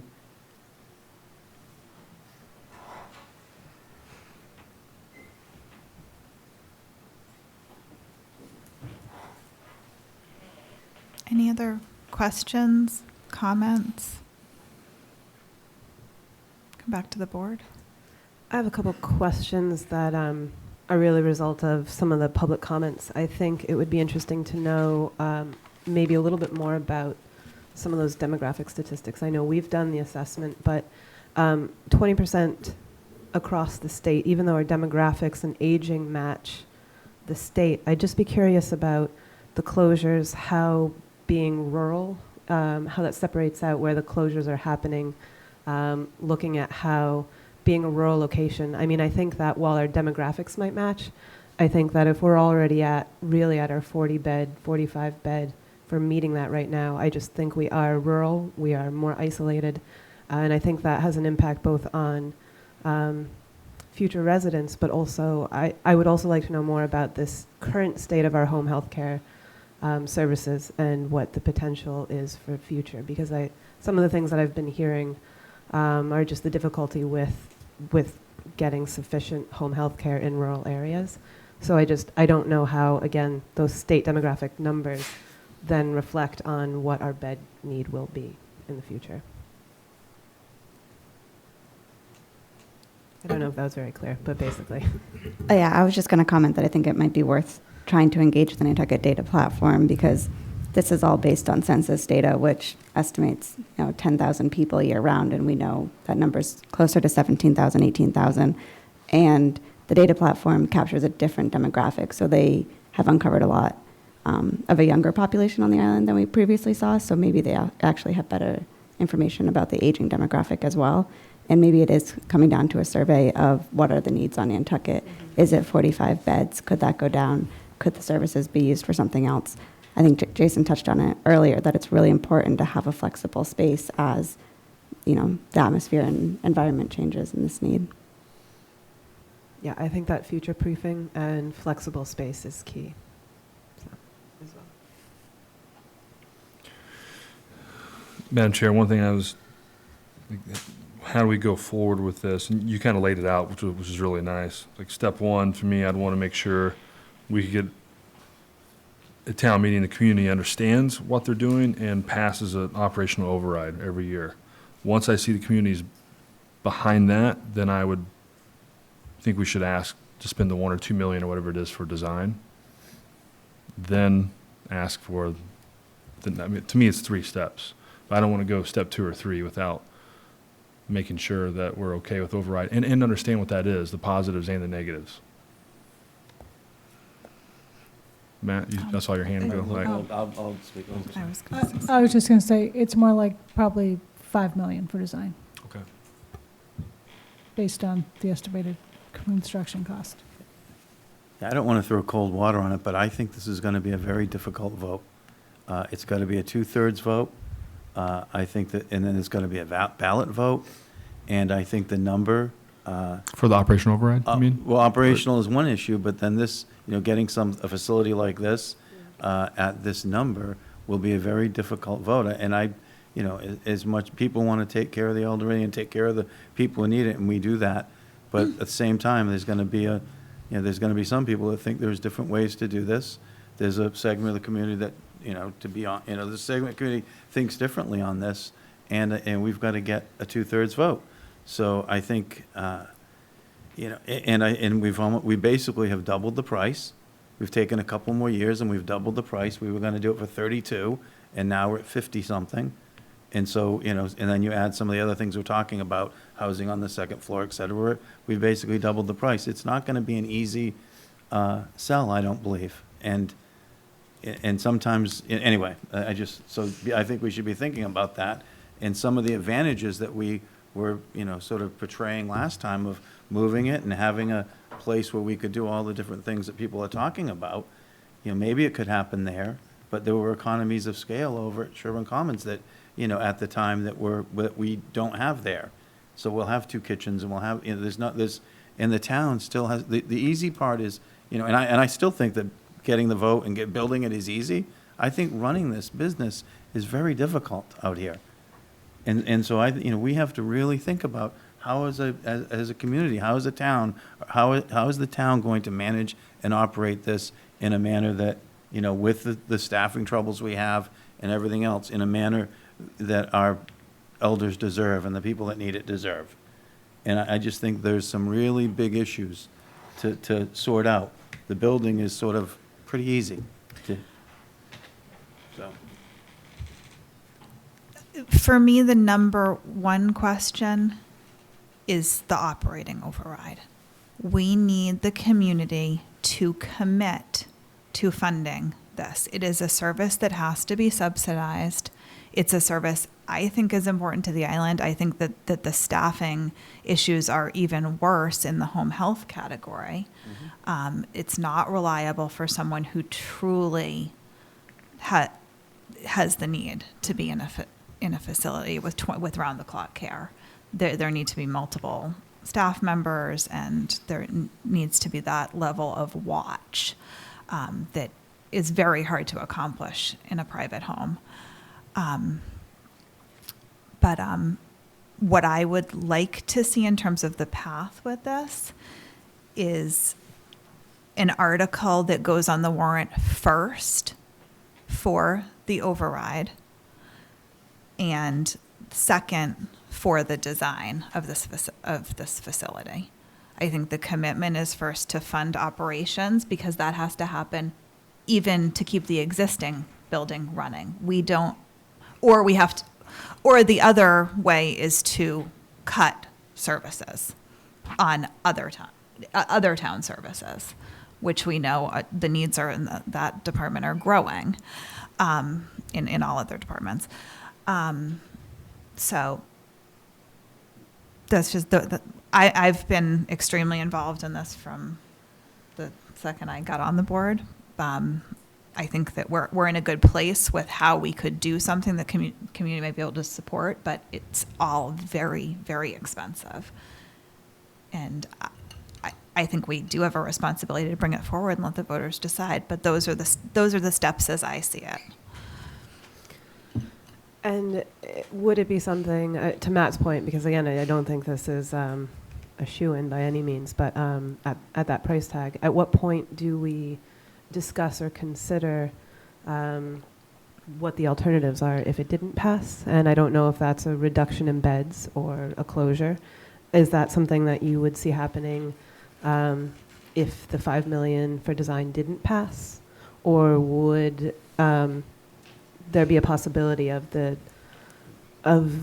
design speaking to some of the other options? I know that might not be included here, but I just don't know at what stage do we, I think, just prepare for the reality of if it didn't pass, because I think it's too important not to. We've been talking about that. We have been talking about this. Sooner rather than later, we're going to need a backup plan. It might involve a different business model of some kind. Do not know what that might be.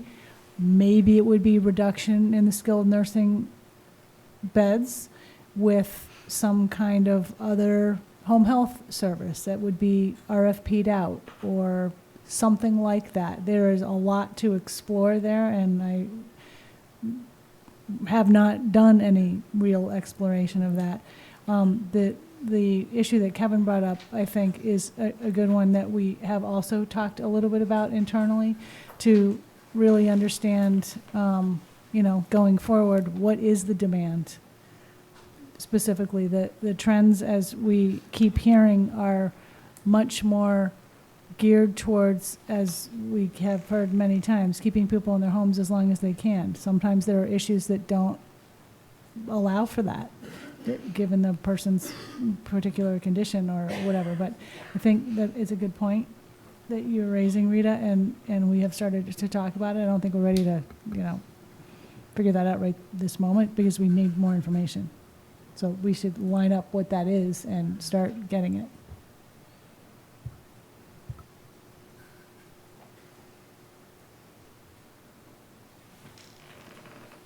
Okay, so again, we do not have to make any decisions tonight. This was to really put everything out there and get community reaction, give the board some space to think about it. Hopefully we'll get more feedback maybe outside of here. Oh, did you have a question? Or, oh, I'm sorry, you have to come to the mic. Yep. No, please go ahead.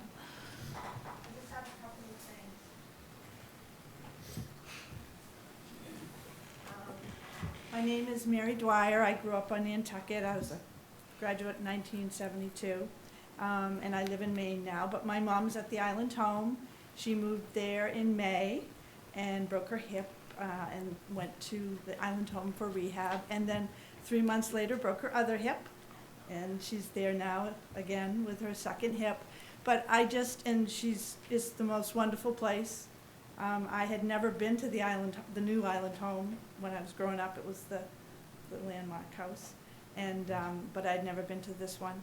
And the gentleman that had to leave, I just have a question about the statistics with the older people in Nantucket. Do they take into consideration that we're an island, that we're unique, that we can't just drive down the street and have care? And the home health is wonderful, but my dad had Alzheimer's and my mom needed help. And it was amazing how difficult it was to make sure someone was coming to help because there's so few. You can't there's no reserve, you can't just call somebody and they can come. I mean, it's just, we're different, it's unique. And I just wondered if there was a group that maybe could go out and speak. What does Martha's Vineyard do? Do they have an Island Home? Do they have anything like we have? And maybe some of these unique communities, what they do, maybe someone going to talk with them. And the other thing is our population, like I'm 64 and I see my mother at 96, but I see myself differently. I see myself more active and healthier, so the population is changing. So when I get to be 96, I might still be in my own home doing great, God bless. But maybe that building that you build does consider the future, because the population is different and they're healthier, So that's all, I don't know.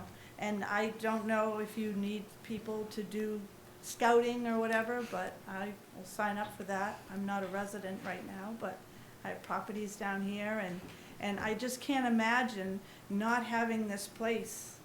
You know, my mom had to go off island twice. We have a brand new beautiful hospital. They wouldn't touch her. She had to go to Mass General for her hips. And it wasn't a complicated surgery. Yes, she's elderly, but she's pretty healthy. But she had to leave the island twice in the last 3 months for surgery that they couldn't do here. You know, we have, so, I don't know, I think by not having a place like it would be pretty sad. You know, and I live in Maine, and just knowing that she's there and there's someone keeping her safe and there's activities, and this living alone in your house, I don't know about that. You know, we like our independence and all, but it's terribly, terribly lonely.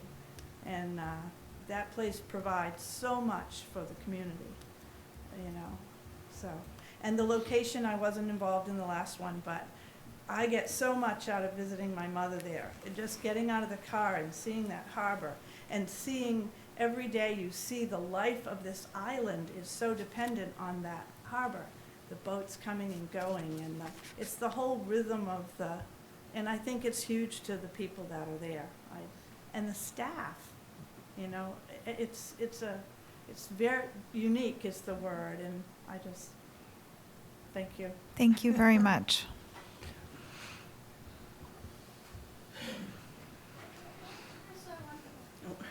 Hi, I'm Patty Lynch. I'm on Sleepy Hollow. My mother's been a resident at our island home for 3 years. She has 7 children, 3 of whom are nursing, including me, are nurses, and we tried to take care of her, but we got to the point that we no longer could. And we were, like Fran said, extremely appreciative that our island home was available to my mother when it was. I think that my take on town meeting when we talked about the other site was that it was voted down because of the site, that everyone wanted it, that had been involved in it, to stay where it was. And I would reiterate what anyone says about the view. Sometimes when I see my mother very regularly, sometimes I have nothing to tell her, no new news, but we can sit and we can look outside and talk about the boats and talk about the weather, and she can experience it. And I think that the value to that is incredible. But the other thing that I see is a community that supports their elders. One day I was, looking with my mom at things to go through. She has many grandchildren. We were looking through cards that we keep for her at her bedside.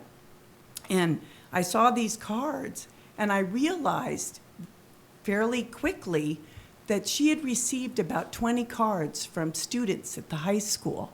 This dumbfounded me. I didn't hear about the project. I didn't know about it, but it was, Lorraine, you are loved. Somebody's thinking about you today. One girl wrote an entire letter about what she does, how she spends her time. I mean, what a tremendous gift for them to receive from the community. And this is in everything that's done there. The flower boxes are done by the garden club. The parties that they have are supported by local musicians. My mother actually took up knitting, something we tried to get her to do for 40 years. And to the point that I said to Taylor, it must be somebody else's mother. And she said, here's her work. This is what she's doing. So I think that the spirit of our island home, the people who care for the people there, and the community it surrounds, is something that cannot be measured statistically. And it's something that really has to be part of the mix when you look at what you have and what you're trying to do. And I'll help you any way I can. That's all I can say. Thank you. Thank you.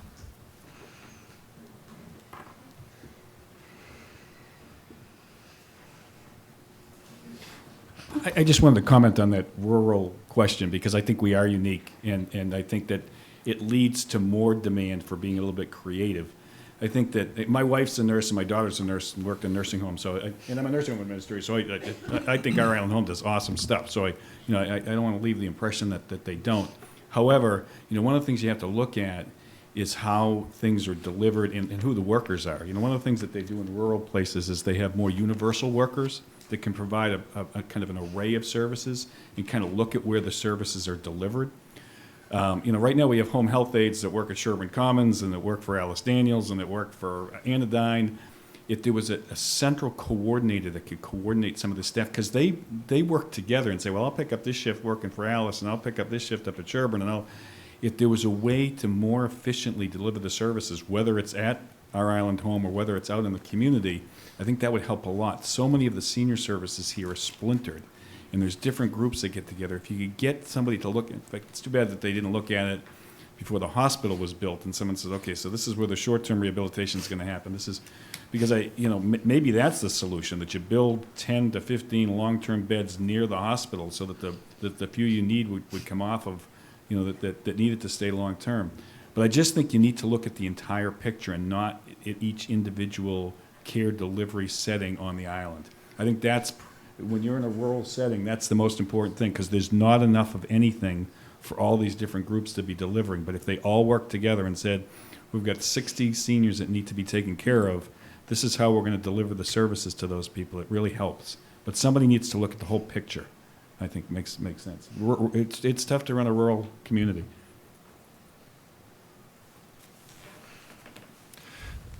One thing I want everybody, to the public, to understand, Matt, you were brave enough to kind of, you said, throw the cold water in there. We have to wear all those hats, and it can come off from the public as if we're being unemotional and not caring for our elders, but we have to look at all fiscal impacts, negative and positive. So it's probably one of the more harder issues to talk about public. People don't come up here and say they don't want this because it's too expensive. They'll never say that. And I think most likely this will go to the voters, right? In some way. I mean, I've expressed it, Don, you said similar things of step one, operational override, step two. I think it's going to go to the voters, but we have to prepare for a worst case scenario of what happens if it doesn't go through. And that's also some of the due diligence is some of the things that Kevin is talking about. That's some of the due diligence. So we can, say that we've looked at that and it doesn't work, or we've looked at that and it does work. I mean, the hospital has done it, and they've picked the things that, make money, and left us the stuff that doesn't. That it's a simplistic look at it, but that's kind of what happened. And, if every person that goes in is losing money, then and increasingly losing more money, this isn't a volume issue. I've heard people say, oh, we'll just put more people in. Well, you're putting more people in that lose, and you lose even more. So it really, you have to really think about what's the way to, what are the things that have to change to make it really good service in a really good facility. And we have to figure out those things and have those figured out beforehand, is how I look at it. I wonder a little bit if some of that future-proofing ties into the facilities master plan as well. I know it would be theoretical, but I think as we dig a bit deeper into the numbers of what the future needs are, it might just be something to keep in mind in terms of what that space might be used for in 25 years. It's part of the whole picture. Mm-hmm. That's a good point. For sure. And I just wanted to make one more point in terms of the voters, and I think that a lot of people recognize this, that 80% of our tax dollars or more are paid by people who aren't voters. 89. I was thinking it was 88.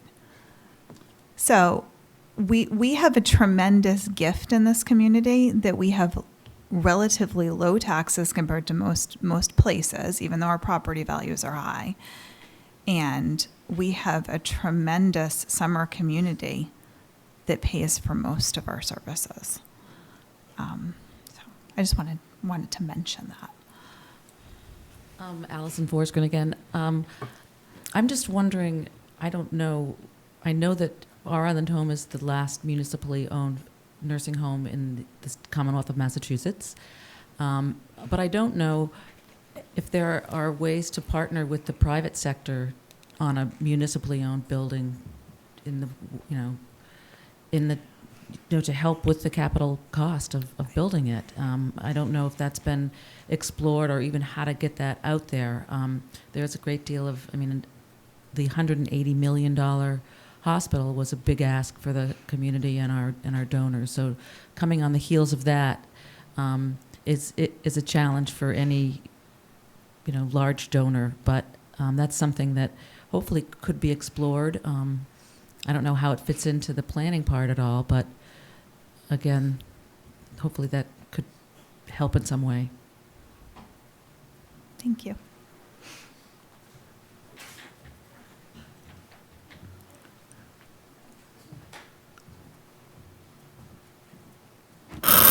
I'd just like to add one other thing. And when we talk about keeping people at home longer and delivering services at home, one of the things we're doing is we are offloading a lot of care to unpaid caregivers, unpaid family caregivers. Sometimes they're husbands of disabled wives, but typically they're women. And quite often they're aging women. And our healthcare system right now is depending on billions of dollars worth of hours of care given free by these caregivers. And when we talk about what do we have to change, what are we going to have to do, I think when you come right down to it, what we have to change is the American way of paying for caregiving.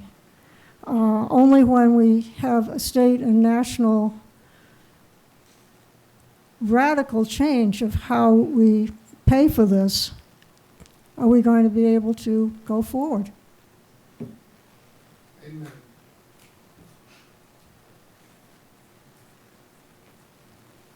Brooke Moore, I just have a quick question, not even to be answered, but the scale of this, is it dictated by some financial model that it has to be 45 beds, or is there room for change in terms of scale? 45 is our license. Okay, but it could be smaller? Yes. Okay. I didn't know It whether there couldn't was be an larger operational without massive hurdles.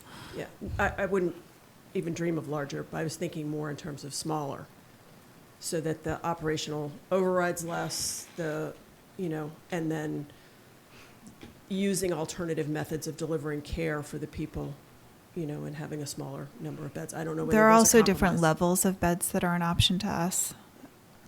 Assisted living beds are a different category. Mostly just curious.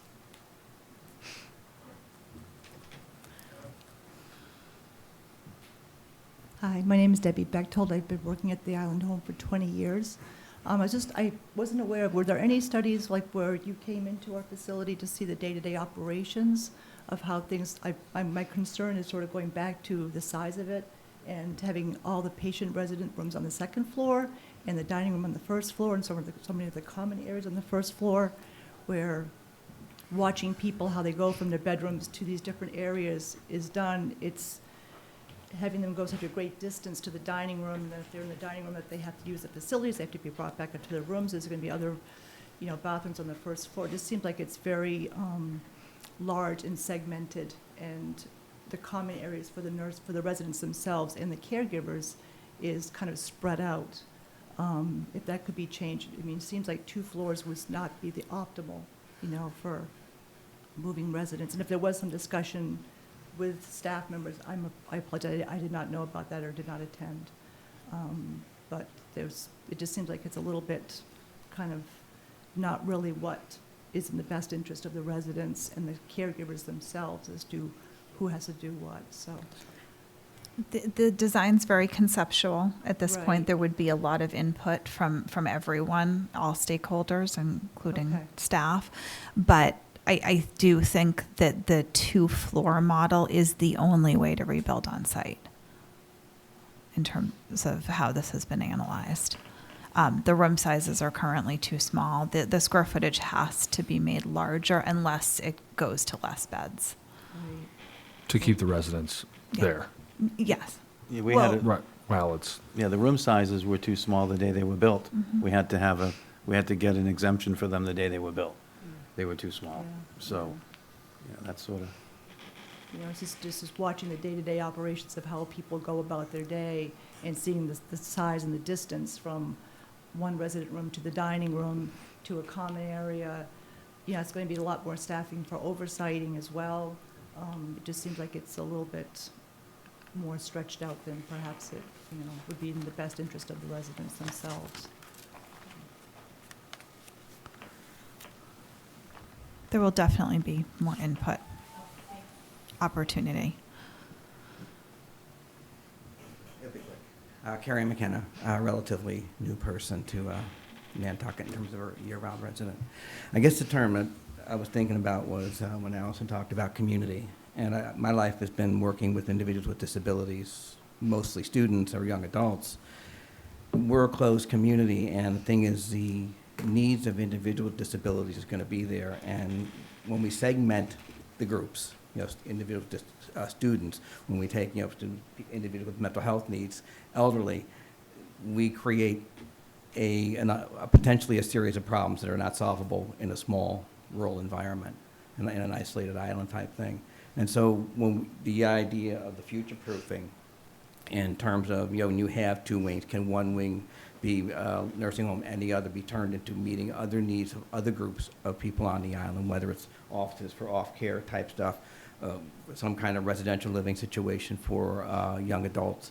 I mean, we have those needs out there, and I know a lot of it has to do with state funding and how licenses and all that stuff come together, but the reality is, combined, we have a need probably for a building like this, if we think about it as a community need, not just elderly and kind of segmenting groups. So I don't know how far, I know this has been a long discussion. I've been coming to the island for years and aware of the discussion, but we're getting to the point, like you said, is we got to do something.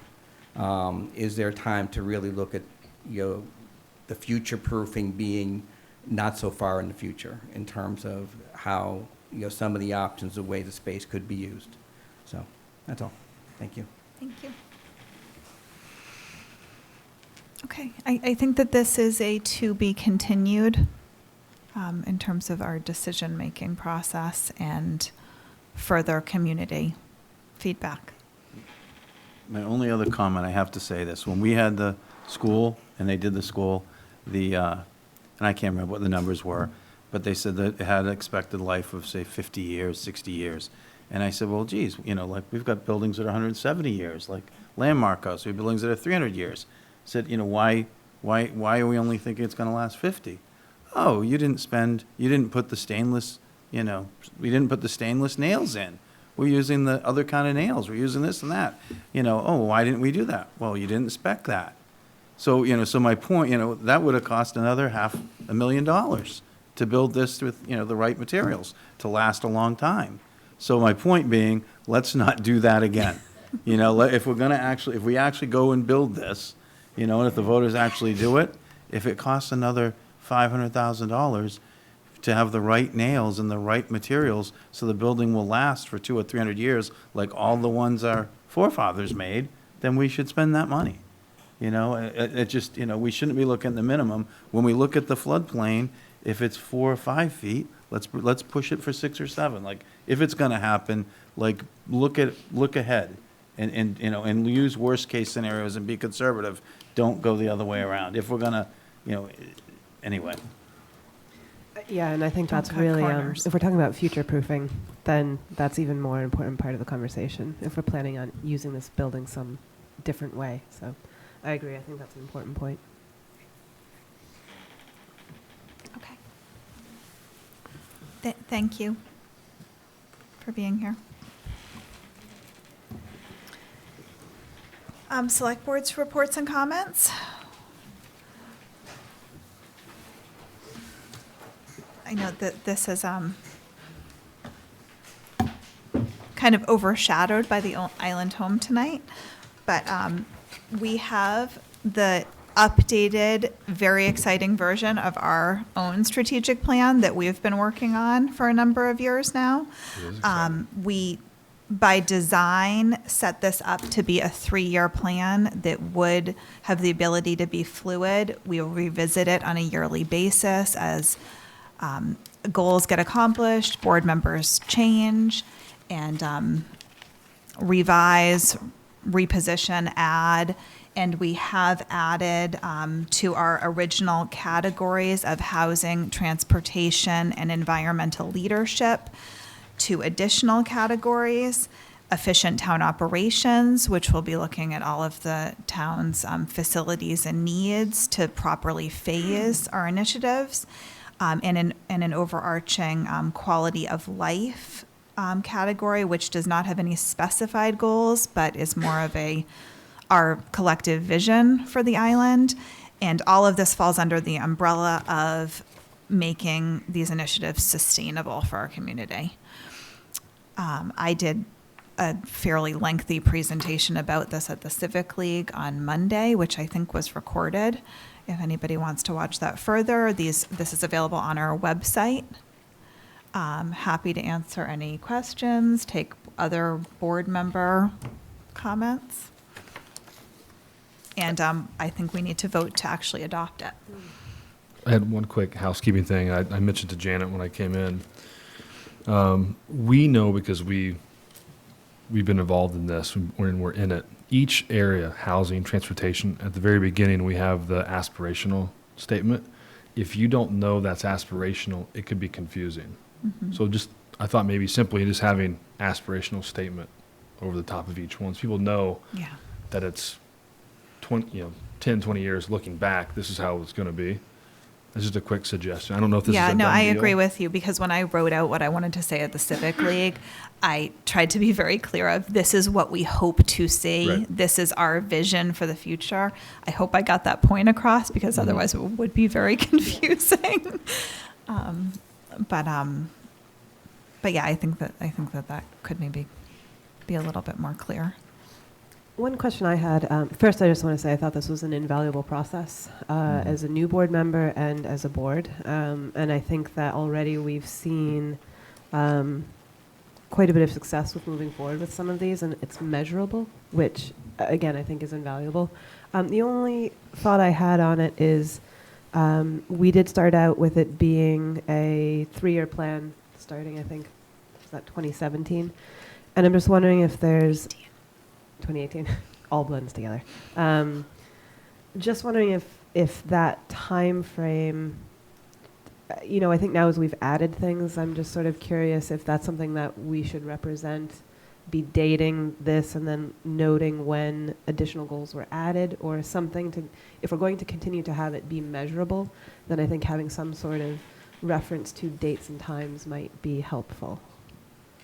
Or an appendix with finished, thing that. Yeah. Then maybe it's just an appendix.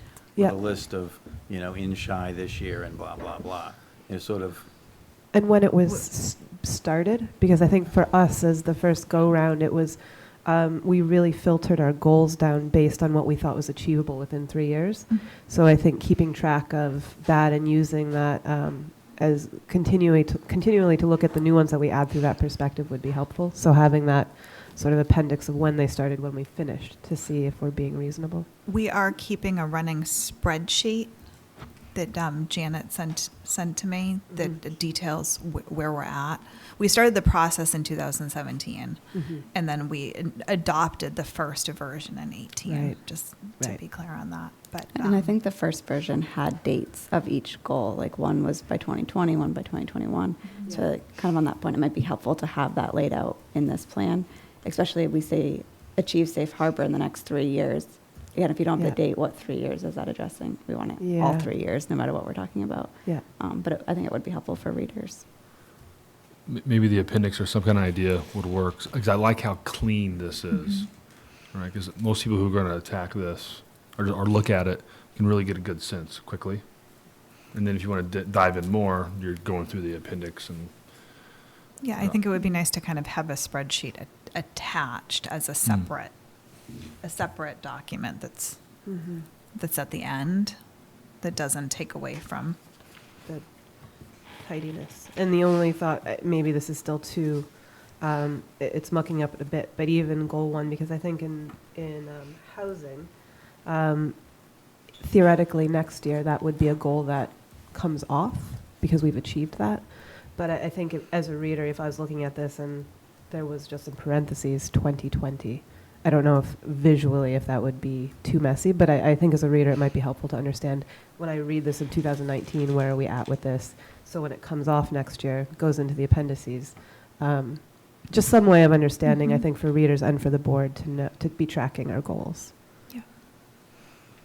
And I could see that if we accomplish that next year, then the goal ends up morphing into, okay, we have 24 units that we have left to get to 10%, and that becomes our goal. Yeah. And Yeah. it's good to track it. Sir? I agree, it's A invaluable experience for me doing this, and the way our system works is potentially you could have, every other year you'd have 2 new board members, potentially, and having this, as Christine always talk about onboarding, whether it's in appointing somebody to a committee or a select board member, this just helps. I mean, this even helps new people and department heads, so it's invaluable. I just think it was really helpful as a new board member. You guys went through this process in 2017, 2018, and then I got to come in and even just being one voice kind of influence some of it and talk about some of the new goals that we put forward. And I think, I felt like I was very heard. It wasn't like, no, this is the way we're doing it. This is how we're going to move forward. I thought it was really helpful as a new board member.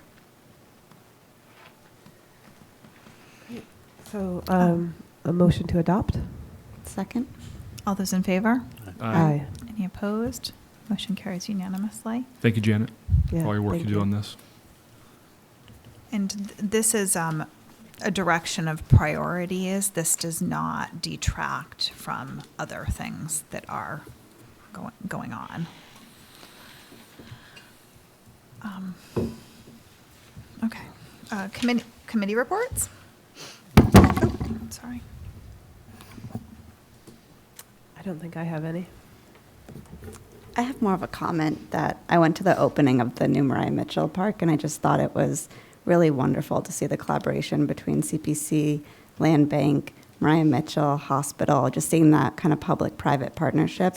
And the playground is just amazing, so kudos to everybody that put it together. I live off Old South Road, and every day I drive by, it's full, so I know it's new and exciting, but I think it's going to have a really great impact on the community. Great Excellent. feedback. It's so popular that people pull in and they can't turn around, they're backing up in Old South Road. So we're going to have to do some education on other places to park and walk. And we were worried about the marijuana traffic. Yeah. It's the playground traffic. Right. I think it sounds like we need another rotary. Just kidding. A 3-way stop sign. My only quick thing is Capcom. We're meeting once, twice a week with Capcom. And right now we're going through, we did it much earlier this year. Started earlier, so we've met with fire department, water company, IT, going through school, going through all their requests. And I want to keep that going, so when we get to town meeting, if I can just have 15 more people, 20 people know how much all of these capital expenditures and what we asked for town meeting, how much it's vetted. It starts in August. I mean, it's vetted from Libby and Brian, all the departments through Capcom, then us, then FinCom, so I'm going to keep banging that drum. I just have a question for members that are either on the Cannabis Advisory Committee or the Coastal Resiliency. I'm just wondering if you've met and how those initial meetings have gone. CAC has met, and pretty much it was just housekeeping, electing a chair, getting our mission and our goals set, and then our first kind of meeting outside of that is this coming Thursday. I won't be able to attend because we have an executive session on that Thursday. And then October, we're going to bring in, ask the owners of Green Lady to come in. Now they've had a couple months and things maybe are winding down, have them come in and just be a part of the group. But that kind of, our first big meeting starts this Thursday. And it's monthly. Barry Rector is our chair, and Malcolm is our vice chair. And the Coastal Resiliency Advisory Committee has met twice so far. So once in August was kind of that getting our chair and secretary all put together. And then we just met last week. We really talked about our mission, goals. Mary Longacre's the chair, and we went over kind of 30-day, 60-day, 90-day goals. Meeting Vince, who's the new Coastal Resiliency Advisory, or Coastal Resiliency Coordinator. It's a mouthful. And actually, I was going to bring this up to the board. They have set a schedule of the first and third Tuesday from 12 to 2 p.m. And I think it's going to be really difficult for me to meet every first and third Tuesday of the month. And I think this is such an important board and needs a lot of direction. Especially they, consistently look to me for answers of where the select board sees this committee going. So if somebody else was interested in, swapping a committee, I'd be willing to do that because I think it is, really vital for a select board member to be there at every meeting. Do you think that twice a month schedule, is it necessary at this stage? That's what the committee felt. They thought the twice a month for 2 hours is really important. I can probably do that if you need someone to cover, Okay. because I'm done, I'm out of the bakery by then. That actually works for me. And then if there's anything Yeah. that I could do for you. Yeah.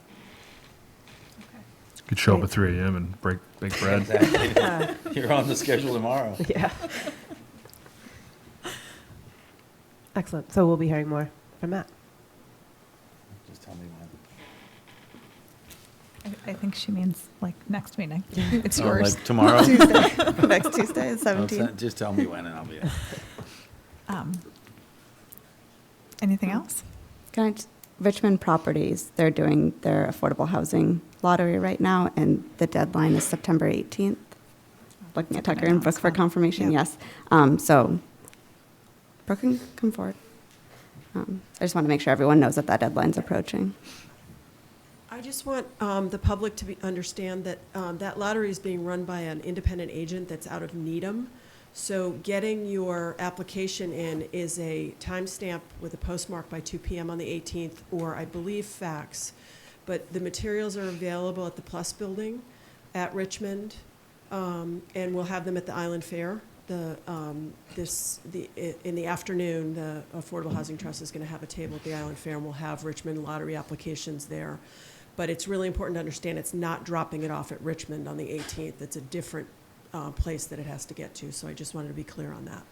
Thank you. Brooke, while you're up there, could you remind us of exactly what it is? Is it 24 homes? Is it 2-3 bedroom, 80% AMI? Just for the public. So these are the 80% area median income units that are 25% of Richmond's development. So the first lottery is for 24 affordable units that will be built out in the coming months. They're saying they're going to have their first occupancy this fall. So the lottery takes place October 11th, and as I understand the process, you qualify for the lottery based on income, a minimum of income and a maximum of income at 80% area median income. So you're qualified by the lottery agent. The lottery happens. Then Richmond is given a list of who's on the list for the lottery for each individual unit type, size, and there's a complicated prioritization system. That's why an independent agent handles it.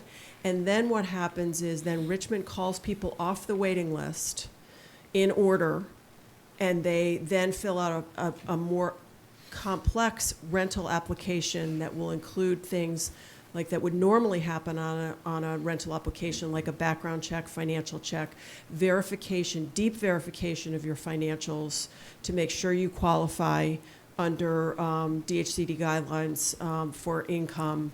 And so then you're qualified, fully qualified to be offered a unit.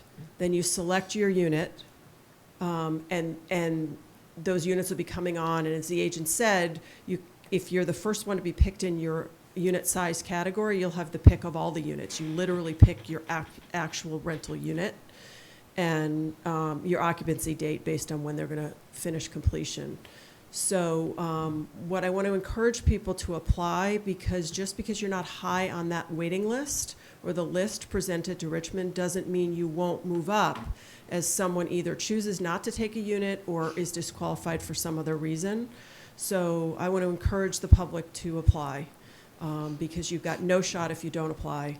So, and the application looks overwhelming, but it really isn't all that complicated. And the SEB Housing is willing to take questions and help people through that process. So, and their information is on the housing, the application.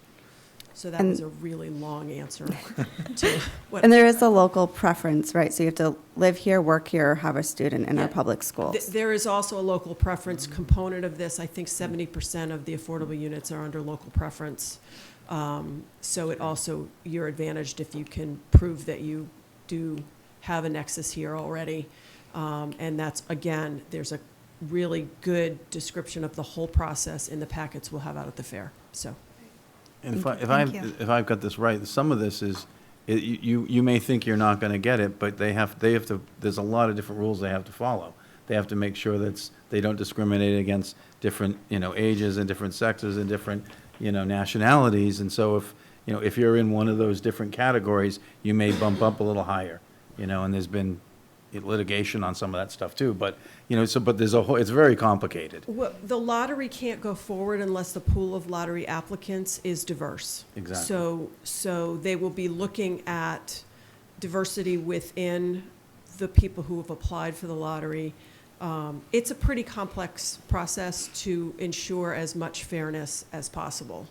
So, but again, you won't qualify unless you fill out an application, so please do. And get creative. Roommates, find a way to put together a family to apply, so. Tucker's going to correct whatever I got wrong. No, A+.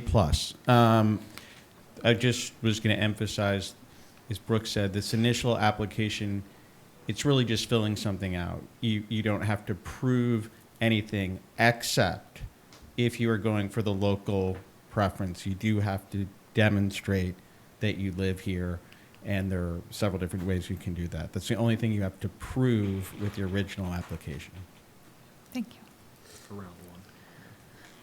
Okay, before we close out, unless anybody else had anything else. One last thing, sorry.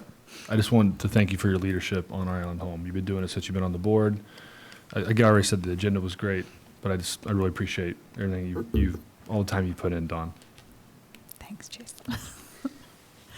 I just have an announcement. The 9/11 memorial at the State House that took place today will air on Channel 18 tonight at 10 o'clock, in case anyone wants to catch that. Is there a motion to adjourn? So moved. All those in favor? Aye. Aye. Aye.